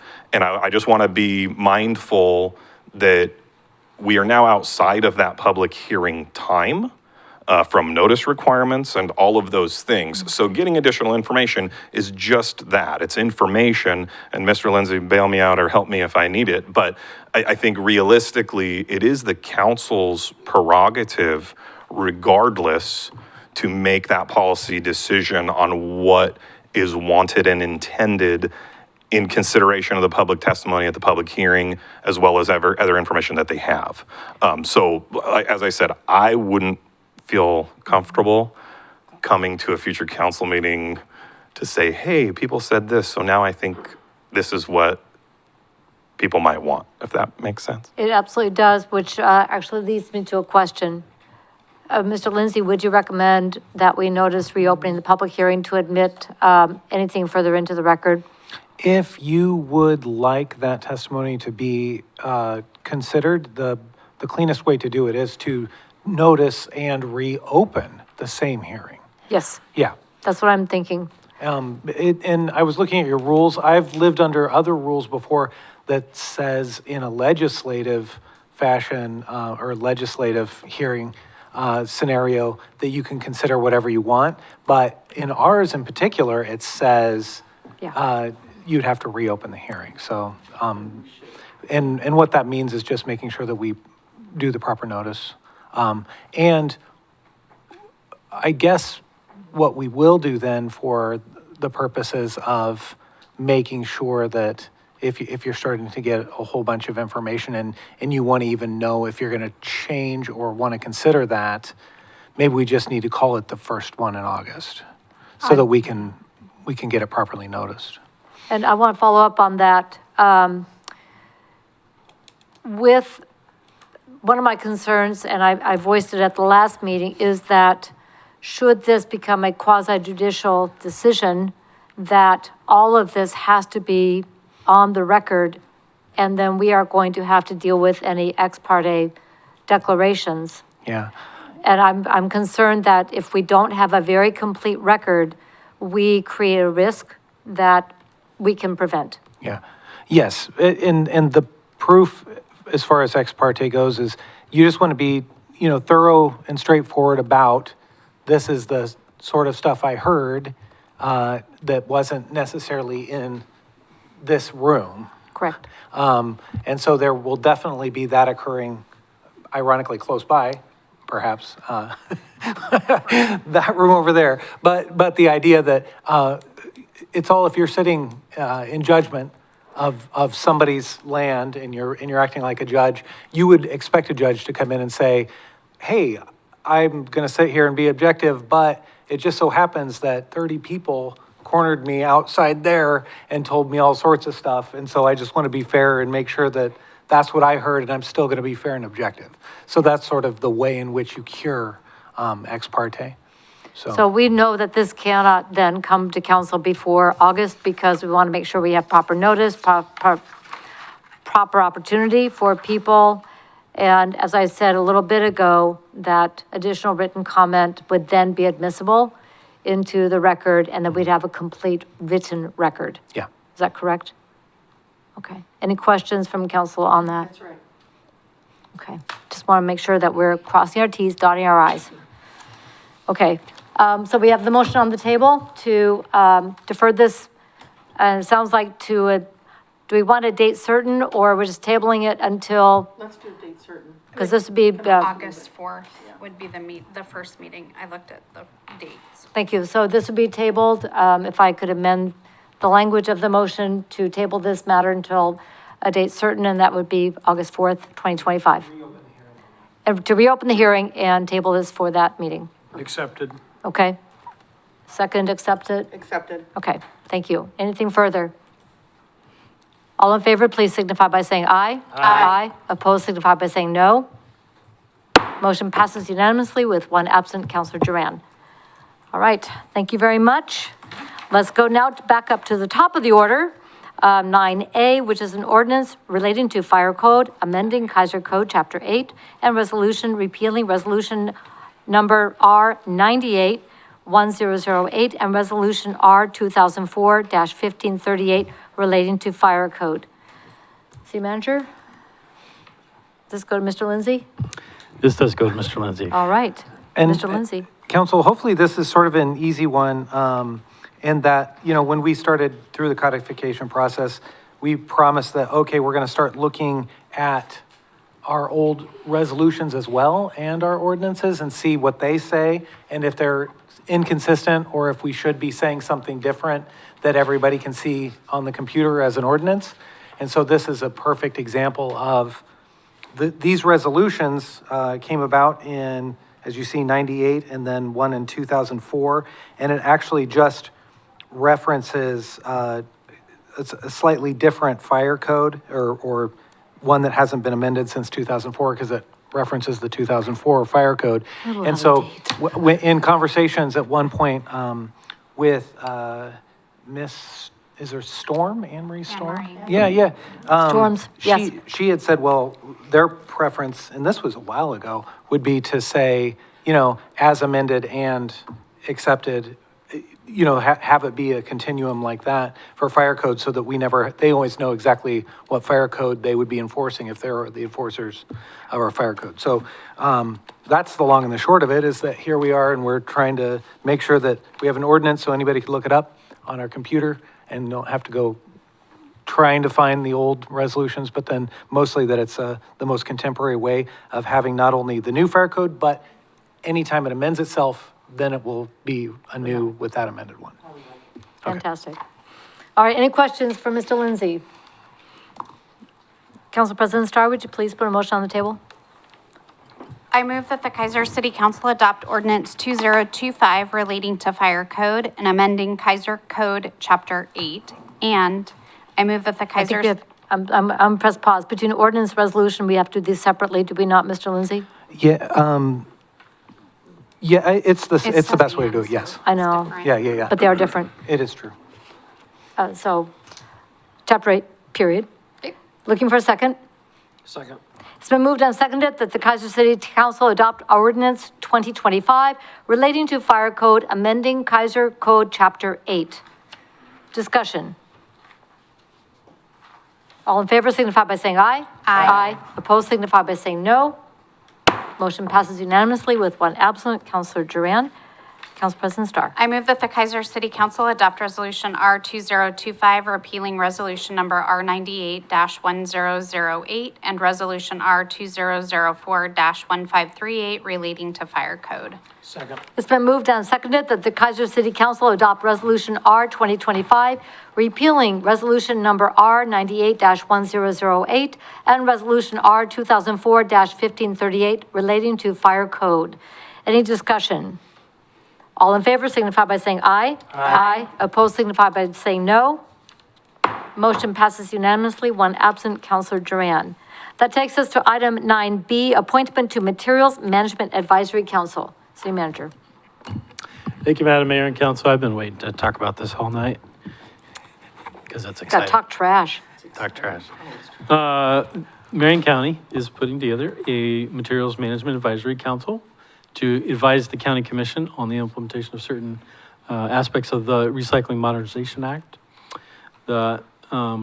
Beginning in July 1 of 2025, some of those new recycling requirements and opportunities are going to come alive. There is fees that will come from the producers of plastics and other recyclable materials called the producer responsibility, and that will be redistributed to municipalities at $3 per capita. So the city will get approximately $120,000. And there are certain obligations to meet with that money. It is education and allocation of resources. So we're working with our haulers right now to figure out who's going to fulfill those services. Marion County is doing the same thing, and they're asking to put this council together, which I think is a great part on our county commissioners. They requested a city councilor from Keizer to sit on that commission and also a staff member. So we are working on the staff member appointment, and your responsibility is to appoint somebody to sit on there from the Keizer City Council. All right, thank you very much. Any questions before I ask for those who might be interested in serving on this advisory council? See no questions, who would like to volunteer to be considered for our appointment to the advisory council? It's a trashy thing. I could probably do that. Okay. Counselor Kohler is willing to be considered. Second. Nose goes. Is there anyone else who would like to be considered? By consensus, we will appoint Counselor Kohler to this committee. That was easy. Thanks, Counselor. Thank you very much, Counselor Kohler.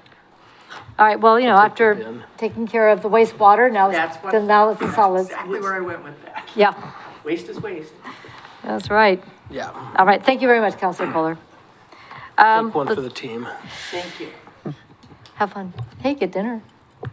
Do you? Yeah, did you see there? You get dinner on the first one. Yeah, well. They'll have to add that to your compensation schedule, though, according to Government Ethics Commission. I hope it's recyclable.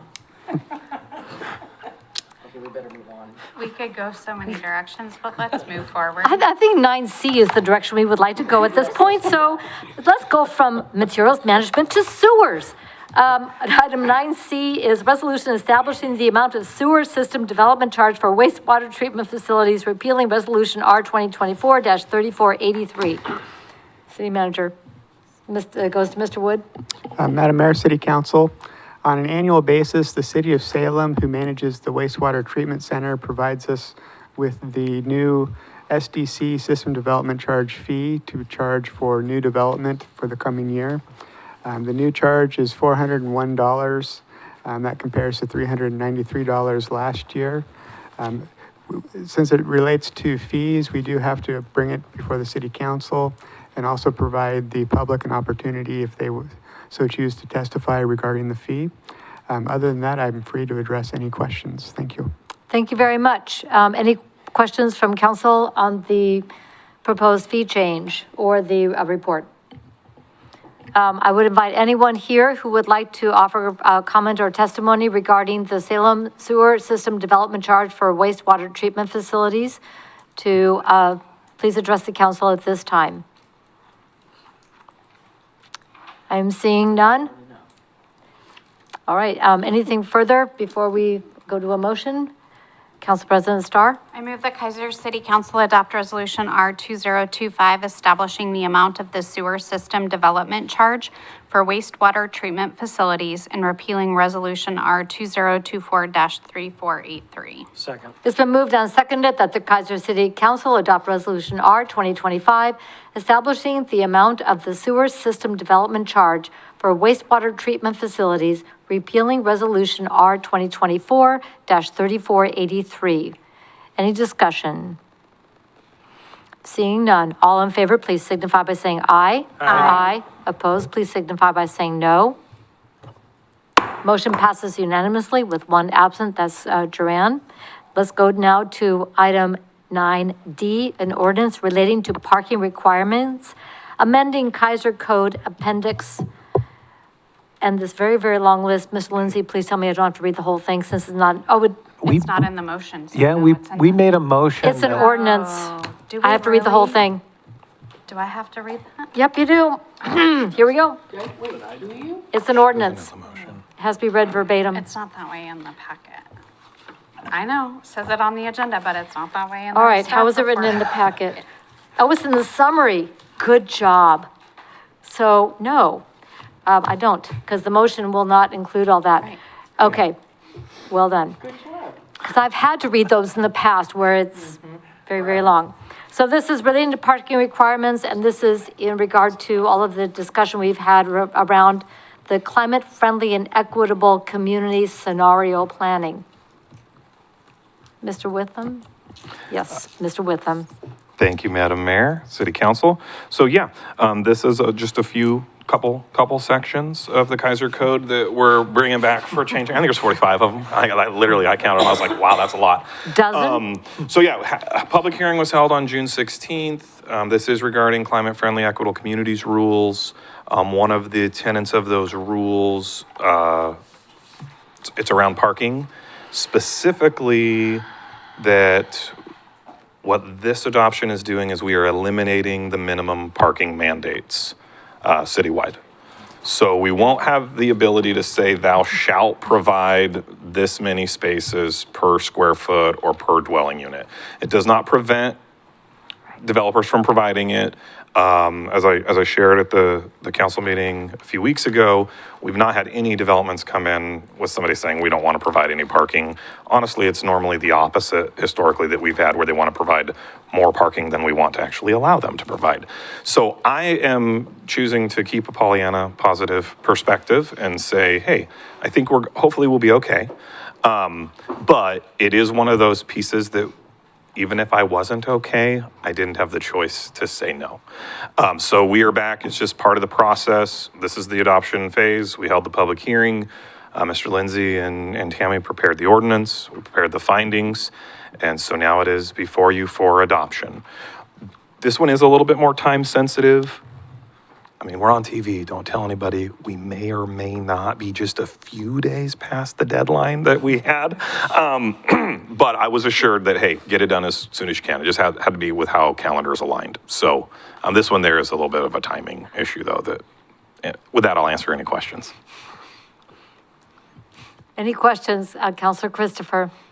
So as you said, it doesn't say if they want to provide more than what we're prescribing, they can still continue to do that because it's for the betterment of their development. Yes, we are. We Pardon me. just can't tell them that they have to do that. Correct. So basically, there's no longer a minimum parking requirement listed for any use. There are some maximums because we've had maximums within the River Cherry Overlay District. So those didn't go away. But the other thing it does is our parking code, quote unquote, does stay intact when it comes to space size, aisle widths, those kinds of things. So if a developer, when they choose to build a parking lot, we still get to regulate it to our adopted standard of providing appropriate landscaping and space sizes. So it's not like a free reign, since we have no minimum parking, just throw anything down and call it a parking lot. Like, we still have design standards for parking lots. So does that help? Yeah, thanks.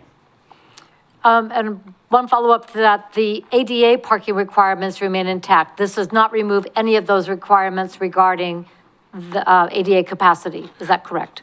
I'm not an ADA expert, but yes, in that ADA is generally regulated through the building code process for where spaces are and how many there are. So those will still be there. And actually bicycle parking is still a requirement that we can have as well. So yes. So yes. Short answer is yes. Yes. I don't know exactly how it gets applied because it doesn't live in our development code specifically. The ADA requirement doesn't, so. But this is more statewide under building code, so that has not been taken away to, Correct. that we shall provide space, ADA spaces Correct. for people in our community to use. That is correct. Thank you. Anyone else? Okay, Council President Starr, please. I move that the Keizer City Council adopt ordinance number 2025 relating to parking requirements and amending Keizer Code Appendix A, multiple sections as identified and shown in Exhibit A. Second. It's been moved and seconded that the Keizer City Council adopt ordinance number 2025 relating to parking requirements, amending Keizer Code Appendix A, multiple sections as identified and shown in Exhibit A. Any discussion? All in favor, please signify by saying aye. Aye. Any opposed, signify by saying no. Motion passes unanimously, one absent, Councilor Givan. That takes us to item 9E, an ordinance relating to erosion control, amending Keizer Code, Chapter 18, Article 4. City Manager? Thank you, Madam Mayor and Council. I'm filling in for Mr. Lawyer, who unfortunately couldn't make it on short notice. And so I'll go through this, but you have the option if you want to punt till the next meeting, if there's questions that I can't answer on it. But this is another update of your code since codification, and this updates our standards that is in compliance with our National Pollutant Discharge Elimination System, often referred to as NPDES, Phase 2 stormwater system. So most of the changes, there's a lot of changes in the definitions section and best management practices. And that's about the extent of my expertise in it. So it's exciting. So if you would like to bump it, if you can, or if you feel comfortable with it as you've read it, then you can approve it tonight. Are there questions anybody has on technical level regarding the MPDES permit and the stormwater management? Council President Starr, would you go ahead and put the motion on the table unless there's objection? Yes, go ahead. I move that the Keizer City Council adopt ordinance number 2025 relating to erosion control and amending Keizer Code Chapter 18, Article 4. Second. It's been moved and seconded that the Keizer City Council adopt ordinance number 2025 relating to erosion control, amending Keizer Code Chapter 18, Article 4. Any discussion? All in favor, please signify by saying aye. Aye. Aye. Opposed, signify by saying no. Motion passes unanimously, one absent, Councilor Duran. And last but not least, 9F, resolution amending the Keizer personnel policies. Mr. Cleaver? Mayor, City Council, before you is a staff recommendation to amend our personnel policies to add a 2.5% incentive for our lieutenants at the Keizer Police Department to earn their executive certification from the Department of Public Safety Standards and Training, DPSST. So of course, DPSST certifies our police officers, trains them at the academy. They also offer and certify incentives, or excuse me, certifications for officers to go above and beyond at various levels of leadership. We've offered incentives to our officers for quite a while to, again, go above and beyond and get additional education, training to earn those certifications. Most recently, with the sergeant's contract that we ratified, we added incentives similarly to go above and beyond, again, to get that additional training and get that certification from DPSST, which part of that, the impact of that, created some compression with our lieutenant's salary. So shortening the distance between that sergeant and that lieutenant. So offering this incentive, what that allows us to do is create a little bit more of that difference between the sergeant and lieutenant, while at the same time giving the city some direct benefits in terms of incentivizing those higher levels of training.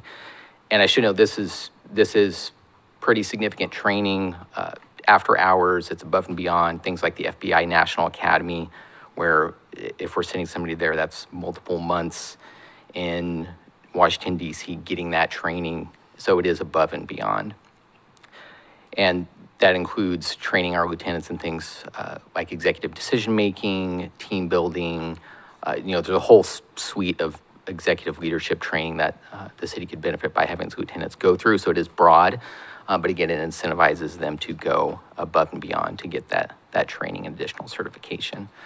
And of course, we don't want to see the chief leave, but I'm assuming he's going to retire at some point in the future, and we want to help prepare our lieutenants to take that spot. So options for you today, there is some immediate fiscal impact because we do have some already certified, some who are not, and that's able to be absorbed within the current budget. Your options with that are to adopt the resolution as recommended, or of course, if the council's will is to explore other options, you can direct staff to do that, or of course, do nothing. So with that, I'll be happy to answer any questions. Thank you very much. Are there any questions for Mr. Cleaver? Council President Starr. Thank you, Madam Mayor. Mr. Cleaver, did I miss what date this would be effective on? Is it retro to when the sergeant's agreement was effective, or how does that work? It would be effective on the date if the council passes the resolution. Okay. So if that's tonight, July 7th. Okay. Thank you. Right there. Councilor Kohler? Thank you, Madam Mayor. Just one quick question. The budget is sufficient for what this is? We don't have any trouble with the budget on this? Mr. Wood? Madam Mayor, City Council, we do have existing appropriations that would be able to cover this. We currently do have several positions still unfilled. So to the extent that we continue to have those, we do have appropriations available. Anything further? Questions? So when, I appreciate what you said, Mr. Cleaver, about providing a level of training that will take a lieutenant into, from day-to-day operations into executive and command. So by doing this, are we then deepening our bench for leadership, teamwork, and team building? So we have, instead of just a chief as the executive, but you build a broader base within the department for how the team can operate on executive level? They're all looking at you, Chief. Thank you. Great question, Madam Mayor. And yes, what this does is creates a better leadership team. And these classes that they go to are pretty well thought out. And they just create a higher level of thinking. And so it refines the lieutenants to be intentional about serving the people, right? And about doing a better job, making sure that the sergeants are well taken care of. And then the sergeants can pass that information on to the officers. So it just makes our department better. And it really is a lot of work to get this certificate, so, and requires a lot of training. So we have two that it's applicable for. And then Lieutenant Hine, unfortunately, he just needs more time and grade and some more training, but we're working on him as well. Okay. Any other questions? Just one more. Okay, just one more. There we go. Council President Starr. Mr. Cleaver, when was the sergeant's agreement, collective bargaining agreement effective? The exact day, I don't know off the top of my head, but it was April of this year. I want to say April 21st. Okay. So Which I can confirm here. Follow up. What is the reasoning for not making this effective and doing retro? If that is the will of the city council, we certainly can. Madam Mayor. Mr. Brown. Madam Mayor and Council, this really is part two of multiple step to reduce that compression. The first one was to look at the classification, and there was several spaces or grades between where the lieutenants were and the chief. And so it made sense to move them up one grade. So that's something that I can do administratively. The second half, in which we made effective on June 3rd, which is when our leadership team met and decided that. Okay. And then this is kind of part two of it to help with the compression. So we did that one level up already. Awesome, thank you. Great question. Anything further? Okay, Council President Starr? I move the Keizer City Council adopt Resolution R2025, amending the Keizer personnel policies. Second. It's been moved and seconded that the Keizer City Council adopt Resolution R 2025, amending the Keizer personnel policies. Anything further for discussion? All in favor, please signify by saying aye. Aye. Any opposed, signify by saying no. Motion passes unanimously, one absent, Councilor Duran. And that concludes administrative action. We will now move to other business. This time is provided to allow the mayor, city council members, or staff an opportunity to bring new or old matters before the council that are not on tonight's agenda. Mr. Brown, does staff have anything tonight to bring forward? I think we took care of this. I think we were talking about the meeting that we may have to notice this morning. I think that's taken care of. Was there another? There was, actually, that you and I discussed. It has slipped my mind. So I wrote it down. Thank you I'm glad you did. We've recently concluded a survey on the urban growth boundary, and we've had town halls. And in discussion that I had with Mr. Brown, we need to collate that information and bring it back to city council to have a work session and discuss next steps. So I would ask the city council, consider scheduling a work session to go over that information. And my question to Mr. Brown was, when did he believe that that information would be readily available for us to have that conversation? Thank you. Thanks for the prompt. You're I welcome. appreciate it.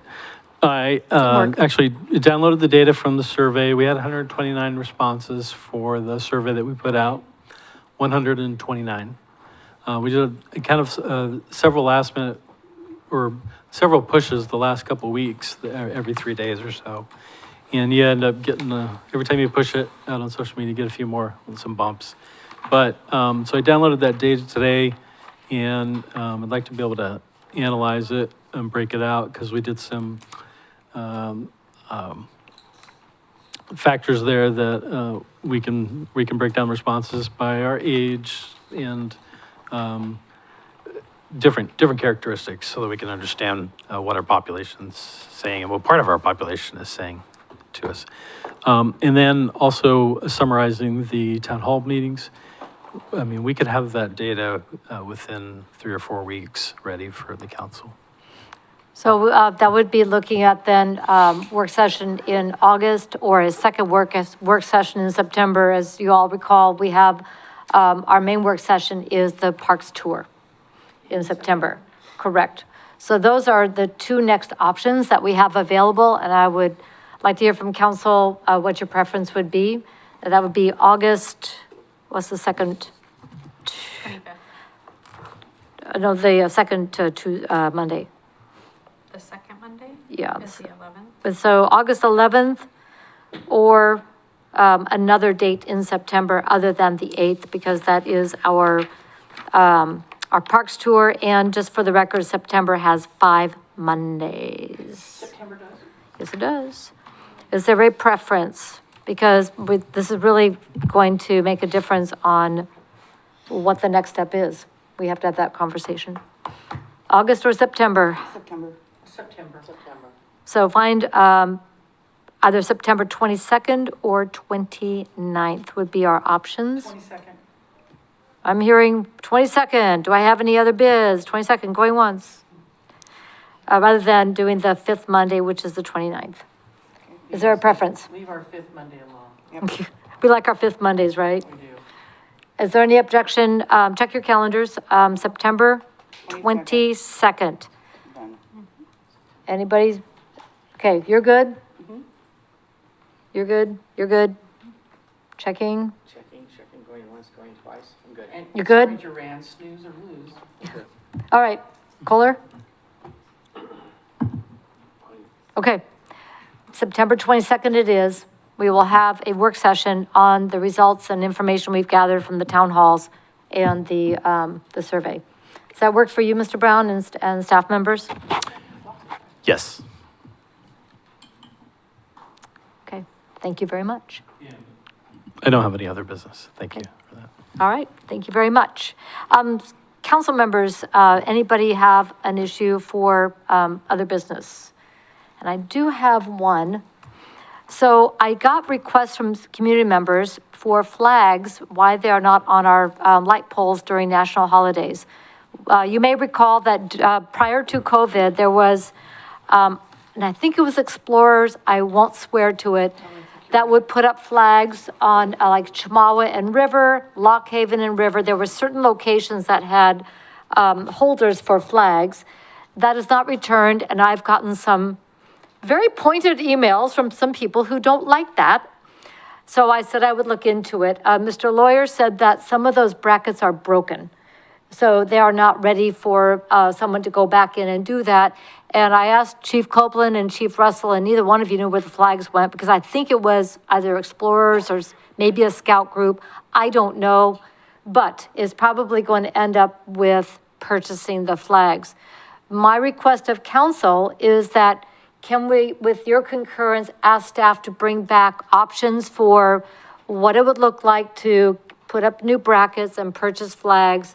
And then we would know the cost and have a conversation about that. We would then have to find a group to do it, and we can't have city staff. Well, we can have that conversation. There's a cost. Could we look for the group first? We did. I tried. And I got no response from scouts. It wasn't our cadets, and the chief did not remember. No. I have somebody who knows. The Fire Explorers. Fire Explorers. Yeah, and they don't have that program. It was the Fire Explorers, okay. I checked with Chief Russell, and he's got nothing as far as, But I mean, could we find someone who's willing to do it before we go to the trouble of looking for how much it's gonna cost us? Let's find, we've had a lot of trouble at the cultural center for flag Microphone, please. maintenance. Oh, there you go. for flag maintenance, so let's Yeah. put it out there and see if we get any interest of someone who would be willing to do that. Yes, and the facilities belong to the city, so the holders have to be put in by the city. Sure. And they have to be installed where they need to be. So that's not something a volunteer group can do. No, understood. So we're gonna have to provide that, but also bring it back with what's it gonna take and when do we want these? So we know what to ask of a local organization, if it's Explorer, if it's cadets, if it's scouts, if, we have to be clear on the ask. So that's why I'm asking of council to allow for Mr. Brown to ask Mr. Lawyer to come back, what do those brackets cost to get those installed and the flags? Yeah. Any objection to moving forward with that? Councilor Kohler? Thank you, Madam Mayor. It was the Explorer Scouts, Explorer Post that was specifically working with Fire Department, Fire District. The last time the flags were put up was 2017. Wow. It's been a minute. Yeah. Wow. Why did they So- stop, Counselor? Well, because the Explorer Post was no longer functioning and they didn't have the volunteers to do it. Okay. Yeah. And it was done through the fire district. So, and I don't think that they have an Explorer program at this time, if I remember correctly. So the flags are somewhere. Yeah, Chief Russell didn't know where. Well, Maybe, that's been almost a decade ago. Yeah, it might be cheaper to just go new. But with that, let's find out, but, this may turn out to be I don't know what the cost is going to be, but has been a request of me from a number of people in the community. I wanted to bring it to you tonight. Let's at least find out. So that way we can answer the community, and that makes it easier to make the ask of volunteers or other donors who would like to participate in bringing this back. Yeah, I think so. Then we'll know what to ask. All right. So any objection to Mr. Brown having Mr. Lawyer bring us back information at a convenient time? All right, thank you very much, I appreciate that. That's all I have under other business. Let's go then to staff updates, and I'll start with Mr. Cleaver. No updates. Thank you. Mr. Brown? No updates. All right. Mr. Wood? Nothing here as well. Thank you. Ms. Bissett? Nothing tonight, Mayor. Thank you. I do want to, actually, I'm going to press pause. I just want to say thank you to the work to change our volunteer coordinating committee forms. And I believe Dawn's been, your team has been working on this and defining our criminal background check process and so forth, really digging into some details that we've asked for, and you've quietly followed through. Thank you. Chief? Well, this last week was exciting, right? So the 4th of July, July 3rd, 4th, and 5th, always bring lots of excitement to the police department. I just want to let you know we did the best we could to manage the fireworks. And it was, I'm not sure if you're outside, but it was better this year than it was in years past. Yes, it was. So we only received, I think I emailed you all and said we usually get about 75 calls for service. We only got 30 this year. So it's way better. I'm proud of the citizens of Keizer for not being so crazy. The other thing is over the weekend with our LPRs that you guys all bought for us, license plate readers, we got 2 stolen cars and a guy with some pretty serious felony warrants. So 3 different calls based off of just having the cameras. So good times. And I just learned that like 2 hours ago as I read my email. So yeah, thank you very much for those. Oh, and body cams are coming in August. Yay. So we just talked to the vendor today. And so it's going to take a little while to install these things, get them up and running, but we should have them in hand. And I just found this out this afternoon too.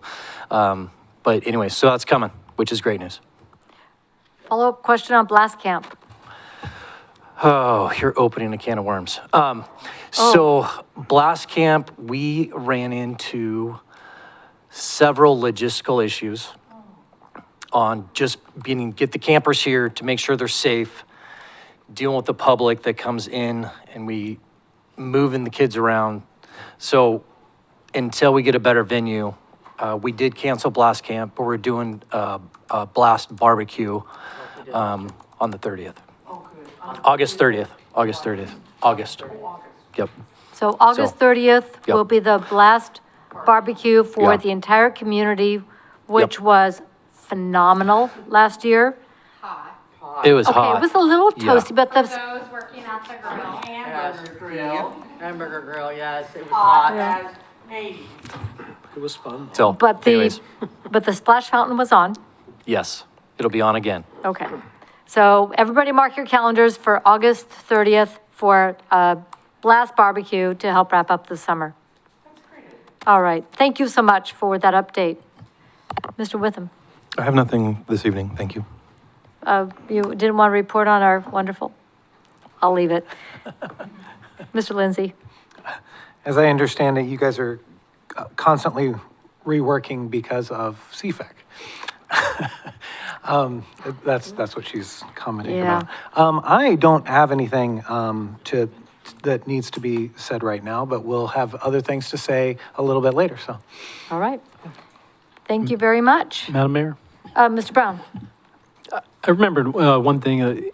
If I could get the council's head nod to send a thank you note to Representative Mannix for putting in that request for us, so that Send a $750,000 thank you.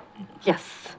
you got it. Yes, please. And I believe you have our electronic signatures. Any objection to putting our signatures on there under yours? Seeing none. All right. Madam Mayor, can I follow up? Can you send him that video because the students thanked him in their testimony for Love it. that. So that would, I think he would like to see that. Thanks. Great idea. Counselor Parsons? I have a question for Chief. Yeah, National Night Out.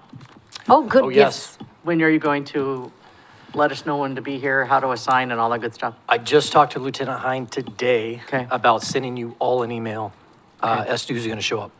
So Perfect. it'll probably come tomorrow. And then just respond to him. He's doing all the planning this year. It's the first time in, I think, 12 years that I haven't actually planned the event. So I'm super excited about that. I just get to show up. Delegation is awesome.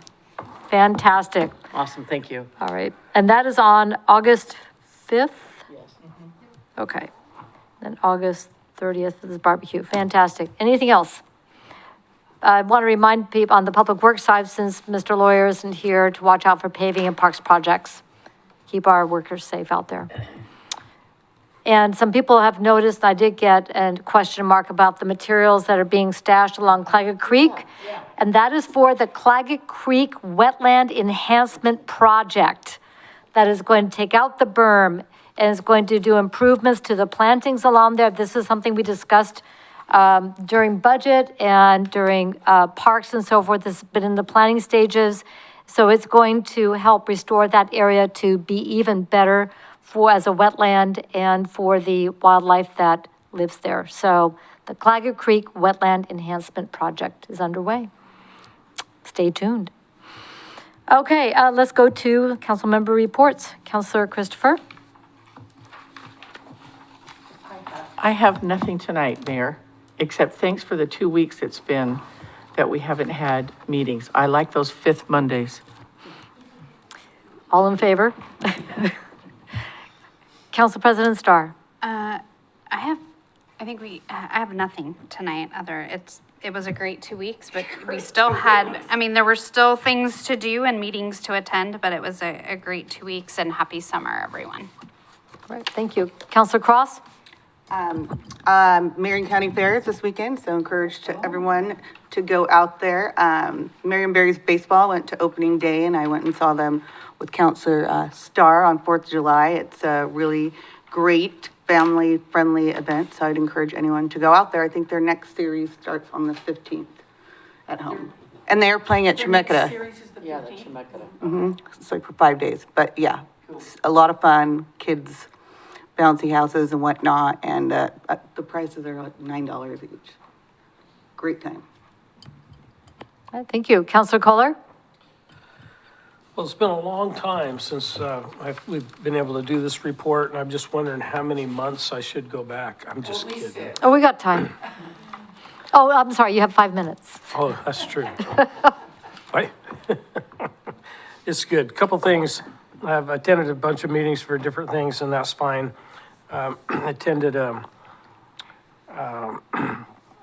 course, meetings with the Parks Master Plan, with, I met with some Cub Scouts that came and were working on some requirements that I brought them in here and had them all sit in the mayor's seat and pictures. It was a lot of fun telling them about what we actually do here. It was a good thing. Soggy Day in the Park went well. Had a lot of fun with that. Community dinner, a couple of them now that since we've reported. Went to the VCC and the Claggett Creek Watershed Council and the Keizer Community Band all on the same night. That was a lot of fun. It was pretty exciting. And we had a great community dinner this year, this last month. And the dinner coming up will be the annual barbecue. 10 years. And what's that? Isn't it 10 years? 10 years. I think it's 9 or 10 years. Yeah, I believe it's the 10-year anniversary. And I think that we as a council are serving, except me, I'll be flipping burgers again. Oh, we're working. Okay. Yeah, we're working. Yeah. You'll be serving that meal, and it'll be a lot of fun. So, and then the last thing I want to know is, how do we get rid of the stink zone? No. It's not that anymore. Overlay. Yeah. That conversation's underway. It's underway. Okay. So everybody got the 23rd on your calendar. Let Councilor Kohler know if you can make it, because I think they were trying to get a head count on people who will be available to serve at the community dinner. Oh, I'll be there. 23rd of July, correct? 23rd of July, be there at what time, Councilor? 4:15. Be there at 4:15. Okay. Thank you very much. I'm a yes. Usually we'll serve about 350 to 400 people that night, so bring your A game. Well, heck, this last one was huge. Okay. Oh, they sold out. 15? Be there at 4:15? 4:15. 4:15. We Yep. served just under 300 people this last meal. Yeah. I had to pinch hit on some of it, so that was fantastic. Yeah, very good. Counselor Parsons? So, July 19th, 10 a.m. I need all your bodies there with your paint clothes on. The supplies are being bought as we speak. The pizzas have been ordered. Paint party. And it's a paint party. So if you can be there, please be there. It's 10 a.m. until we finish. And I'm hoping we finish that day. If not, then some of us will come back Sunday to finish. The park will be closed Saturday, Sunday, Monday, Tuesday, Wednesday, because on Monday, they are resurfacing. They're fixing all the things that are bad, and it takes like 24 or 48 hours for that to set. So know that that park will be closed for those 5 days, July 19th to the 23rd. That's my big thing. Did you say 10 o'clock? Yes, 10 o'clock. Some of us earlier, but yeah, 10 o'clock. And then on July 4th, I was given the honor of throwing out the first pitch for the United States Air Force, as I'm an Air Force veteran. And the players gave us all a veteran's coin, which is really cool. So that was a lot of fun, a lot of festivities going on there. And the weather was absolutely perfect. So you couldn't have asked for better weather. And the fireworks were way better this year from my vantage point. Thank you, Chief, for all you do. I'm done. Well, and I believe Bob Parsons also participated. This was the Volcanoes Patriotic Tribute on July 4th at Volcano Stadium, which was wonderful. Thank you, Councilor Parsons, and thank you to Bob Parsons, who carried one of the service flags for that. The Salem Senators, who's performed a couple of numbers, including the national anthem. Want to thank our veterans who helped plan the event, and especially one who is a former POW who sang one of the songs as the fireworks began, Jimmy Skoda. So really happy to be a part of helping plan that event and to celebrate with about 3,000 people out there at Volcano Stadium. So with that, a couple other things. Trashy Tuesday at Country Glen Park had about 20 folks turn out. Thank you to Mr. Brown for bringing youth group members and so forth. My little granddaughter came and helped, so you can't start them too young. She's 4 and she had a wonderful time. Public Works Day, congratulations on a fantastic event. That was on the 18th. And I was then invited to be a speaker at Boys State and Girls State on June 25th. It's the American Legion program. And I'm proud to say that McNary showed up. We had 2 boys as part of Boys State and 2 girls as part of Girls State from McNary High School. Go Celts. And Anna Sponable as one of the leaders now as an alumnus of the Girls State program. Want to also thank the Keizer Network of Women, Jen Self, continued the tradition now of that organization to provide some amazing luncheons and speakers through the Chamber of Commerce for women leaders in this community. Love going to those events. And a huge thank you to Robert Wood and the Help Oregon Veterans, who did their annual 3K, 5K fundraiser at McNary on Saturday the 5th.